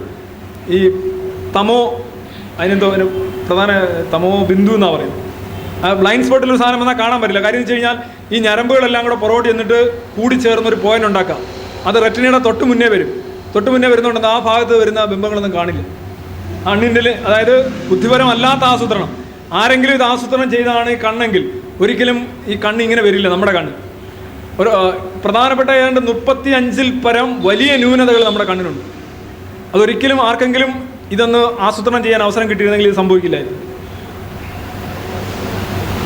അപ്പൻഡിക്സ്, ബാക്ക് പെയിൻ, ഇത് പറഞ്ഞുകൊണ്ട് ഞാൻ നിർത്തിയേക്കാം. വെസ്റ്റീജിയൽ ഫാക്കൽറ്റീസ്, അതെ നമ്മളെ രോമാഞ്ചം എന്ന് പറയുന്ന സാധനം. ഇതെങ്ങനെയാണെന്ന് അറിയാമോ? ഈ ചിമ്പൻസി, ഒട്ടാവുറങ്ങ് പോലെയൊക്കെയുള്ള ജീവികളിൽ അവർ ഈ ഭീതി, ചൂട്, ഭയം, ഉഷ്ണമൊക്കെ വരുമ്പം അവർ രോമം ഇങ്ങനെ വലുതാക്കും. രോമം വലുതാക്കുക എന്ന് പറയുന്നത് കഴിഞ്ഞാൽ എഴുന്നേൽക്കും രോഗം. എഴുന്നേൽക്കുക എന്ന് പറഞ്ഞാൽ എന്താ അർത്ഥം? ഈ പൊറക്കപ്പൈനുണ്ട്, മുള്ളം പന്നി. എഴുന്നേൽക്കുക എന്ന് പറഞ്ഞു കഴിഞ്ഞാൽ ശത്രുവിൻ്റെ മുന്നിൽ വലിയ ശരീരവലിപ്പം കാണിച്ചിട്ട് ശത്രുവിനെ വരട്ടുക എന്നുള്ളതാണ്. അപ്പോൾ ഈ ചിമ്പൻസിക്കും ഇതൊക്കെ കണക്ക് വരാറുണ്ട്. നിങ്ങളൊരു കാഴ്ച ബംഗ്ലാവിൽ പോയി ഒരു ചിമ്പൻസിയുടെ ഇടയ്ക്ക് ഒരു പ്ലാസ്റ്റിക് പാമ്പിനെ കാണിച്ചു കഴിഞ്ഞാൽ ചിമ്പൻസിയുടെ ശരീരം എല്ലാം ഇങ്ങനെ എഴുന്നേൽക്കും. നമ്മൾ ആ പ്രൈമേറ്റ് ക്വാളിറ്റി നമുക്കുണ്ട്. നമുക്ക് എഴുന്നേൽക്കാൻ രോമങ്ങളില്ലാത്തതുകൊണ്ട് നമുക്ക് തോലാഞ്ചം ഉണ്ടാകുന്നത്. അതാണ് നമ്മളുടെ രോമാഞ്ചം. ഇങ്ങനെയൊക്കെ ആകുമ്പോൾ പെട്ടെന്ന് കയറി തിണുത്ത് വരുന്നത് ശരിക്കും നമ്മുടെ ഒരു പ്രതിരോധ കവചമാണ്. നമ്മുടെ ഇവല്യൂഷണറി ഹിസ്റ്ററി കൃത്യമായിട്ട് വിവരിക്കുന്ന ഒരു സാധനമാണ്. അതുകൊണ്ടാണ് നമുക്ക് രോമാഞ്ചം ഉണ്ടാകുന്നത്. രോമാഞ്ചം എന്ന് പറഞ്ഞാൽ ശരിക്കും അതിൻ്റെ ട്രെയിറ്റാണ്. This is my last slide. The vast but terrified Darwin. I may just conclude by saying that he say, I cannot believe that if there is a maker, a designer, a god, he will allow for this kind of mindless cruelty എന്നാണ് Darwin പറഞ്ഞത്. Darwin ഒരു വലിയ സമാധാന പ്രിയനായിരുന്നു. അദ്ദേഹത്തിൻ്റെ ഭാര്യ ഭയങ്കര വഴക്കാളിയായ സ്ത്രീയായിരുന്നു. എപ്പോഴും ഡാർവിനെ പള്ളിയിലോട്ട് അടിച്ച് ഓടിച്ചു വിടുമായിരുന്നു. ഭയങ്കര എക്സ്ട്രീംലി റിലീജിയസ് ആയിട്ടുള്ള സ്ത്രീയായിരുന്നു, വഴക്കാളിയായിരുന്നു. ഡാർവിൻ ഈ നിങ്ങൾ ഈ കാണുന്ന ഒരു വാസ്പാണ്, ഒരു കടന്നലാണ്. എക്കു ന്യൂമിനിഡേ എന്നാണ് ഇതിൻ്റെ പേര്. ഇച്ചിരി പ്രയാസമുണ്ട് അത് ഉച്ചരിക്കാൻ, എനിക്ക് മാത്രമല്ല നിങ്ങൾക്കും. ഇതിൻ്റെ ഒരു പരിപാടി എന്ന് പറഞ്ഞു കഴിഞ്ഞാൽ, ഇത് മുട്ടകൾ ഇടുന്നതെന്ന് പറഞ്ഞു കഴിഞ്ഞാൽ ഒരു പുൽച്ചാടിയിലാണ്, ഒരു കാറ്റർപില്ലറിലാണ്. കാറ്റർപില്ലറിൽ മുട്ട ഇട്ടിട്ട് ഇതങ്ങ് പോകും. പക്ഷേ മുട്ട ഇടുന്നതോടുകൂടി അത് വേറൊരു പരിപാടിയുടെ ചെയ്യും. അതായത് ഈ കാറ്റർപില്ലറിന് ഒരു അനസ്തേഷ്യ ഇഞ്ചക്ഷനോടെ കൊടുത്തിട്ടാണ് പോകുന്നത്. അതിനെ തളർത്തിയിടും. തളർത്തിയിടുക എന്ന് പറഞ്ഞു കഴിഞ്ഞാൽ കൊല്ലത്തില്ല, അത്ര ഡോസേ കൊടുക്കത്തുള്ളൂ. അതിങ്ങനെ ചേതനയേറ്റ് ഇങ്ങനെ കിടക്കും. എന്നിട്ട് ഈ മുട്ട വളർന്ന് ലാർവ പരുവത്തിലാവുമ്പോൾ ലാർവയ്ക്ക് കഴിക്കാനായിട്ടുള്ള ആഹാരമായിട്ടാണ് ഈ കാറ്റർപില്ലറിനെ അവിടെ വെച്ചിരിക്കുന്നത്. എന്ന് വെച്ച് കഴിഞ്ഞാൽ ഈ ലാർവയ്ക്ക് ഫ്രഷ് ആയിട്ടുള്ള മാംസം വേണം, അല്ലാതെ ഫ്രീസറിൽ വെച്ചതോ ചത്ത മാംസം എടുക്കില്ല അത്. ഇനി ഈ ലാർവ വളർന്നു കഴിഞ്ഞാൽ എങ്ങനെയാണ്? ഈ ലാർവ ഈ പുൽച്ചാടിയുടെ തുടഭാഗം, തലഭാഗം, മാംസളമായ ഭാഗങ്ങൾ ആദ്യം ഇങ്ങനെ ആഹരിക്കും. ഹൃദയം, ശ്വാസകോശം അങ്ങനെയുള്ള പ്രധാനപ്പെട്ട അവയവങ്ങളൊന്നും തിന്നത്തില്ല. അത് ഏറ്റവും അവസാനമേ തിന്നത്തുള്ളൂ. എന്ന് വെച്ച് കഴിഞ്ഞാൽ കാറ്റർപില്ലർ മരിക്കുന്നത് വരെ അതിൻ്റെ ജീവൻ മാക്സിമം നിലനിർത്തിയിട്ട് ഫ്രഷായിട്ടുള്ള ഫ്ലഷ് ആഹരിക്കുക എന്നുള്ളതാണ് ഈ ലാർവയുടെ ഉദ്ദേശം. അവസാനമാണ് ഹൃദയം തിന്നുന്നത്. അപ്പോഴത്തേക്ക് അവൻ നല്ലൊരു പരുവായി പുറത്തിറങ്ങി അടുത്ത കാറ്റർപില്ലറിൽ കൊണ്ടുവന്ന് മുട്ടയിടുന്ന പരുവായിക്കും. അപ്പോൾ ഡാർവിൻ ചോദിച്ചു, ഇതാണ് പ്രകൃതിയിൽ നടക്കുന്നതെങ്കിൽ ഒരിക്കലും ഒരു ഡിസൈനർ, നിങ്ങൾ ഈ പറയുന്ന കരുണാമയനായിട്ടുള്ള എന്തെങ്കിലും ഒരു ഡിങ്കനോ അല്ലെങ്കിൽ ഒരു മായാവിയോ ഒന്നും ഒരിക്കലും ഇതിനനുവദിക്കില്ല. ഇതൊക്കെ നാച്ചുറൽ സെലക്ഷൻ വഴി മാത്രമേ നടക്കും. മൈൻഡ്ലെസ് ക്രൂവൽറ്റി എന്നാണ് ഡാർവിൻ പറഞ്ഞത്. ഈ ഒരു ഇതൊക്കെ നമുക്ക് കവിതകളിലോ കഥകളിലോ പോലും കിട്ടാൻ കഴിയാത്തത്ര ക്രൂരതയാണ് ഒരു ജീവി മുട്ടയിടാൻ വേണ്ടി ചെയ്യുന്നത്. ഡാർവിനെ പോലും സ്തബ്ധമാക്കിയിട്ടുള്ള ഇക്യു ന്യൂമോണിഡേ. ഞാൻ ബാക്കി എക്സ്പ്ലെയിൻ ചെയ്യുന്നില്ല. അപ്പം എന്തായാലും ഇത്രയും നേരം കുറേ സ്ലൈഡ് എക്സ്പ്ലെയിൻ ചെയ്യാതെ വിട്ടു. നമ്മൾ മണിക്കൂറുകൾ എടുക്കുന്ന ഒരു പ്രോഗ്രാമാണ്. എന്തായാലും കേട്ടോ, എല്ലാവർക്കും നന്ദി, നമസ്കാരം.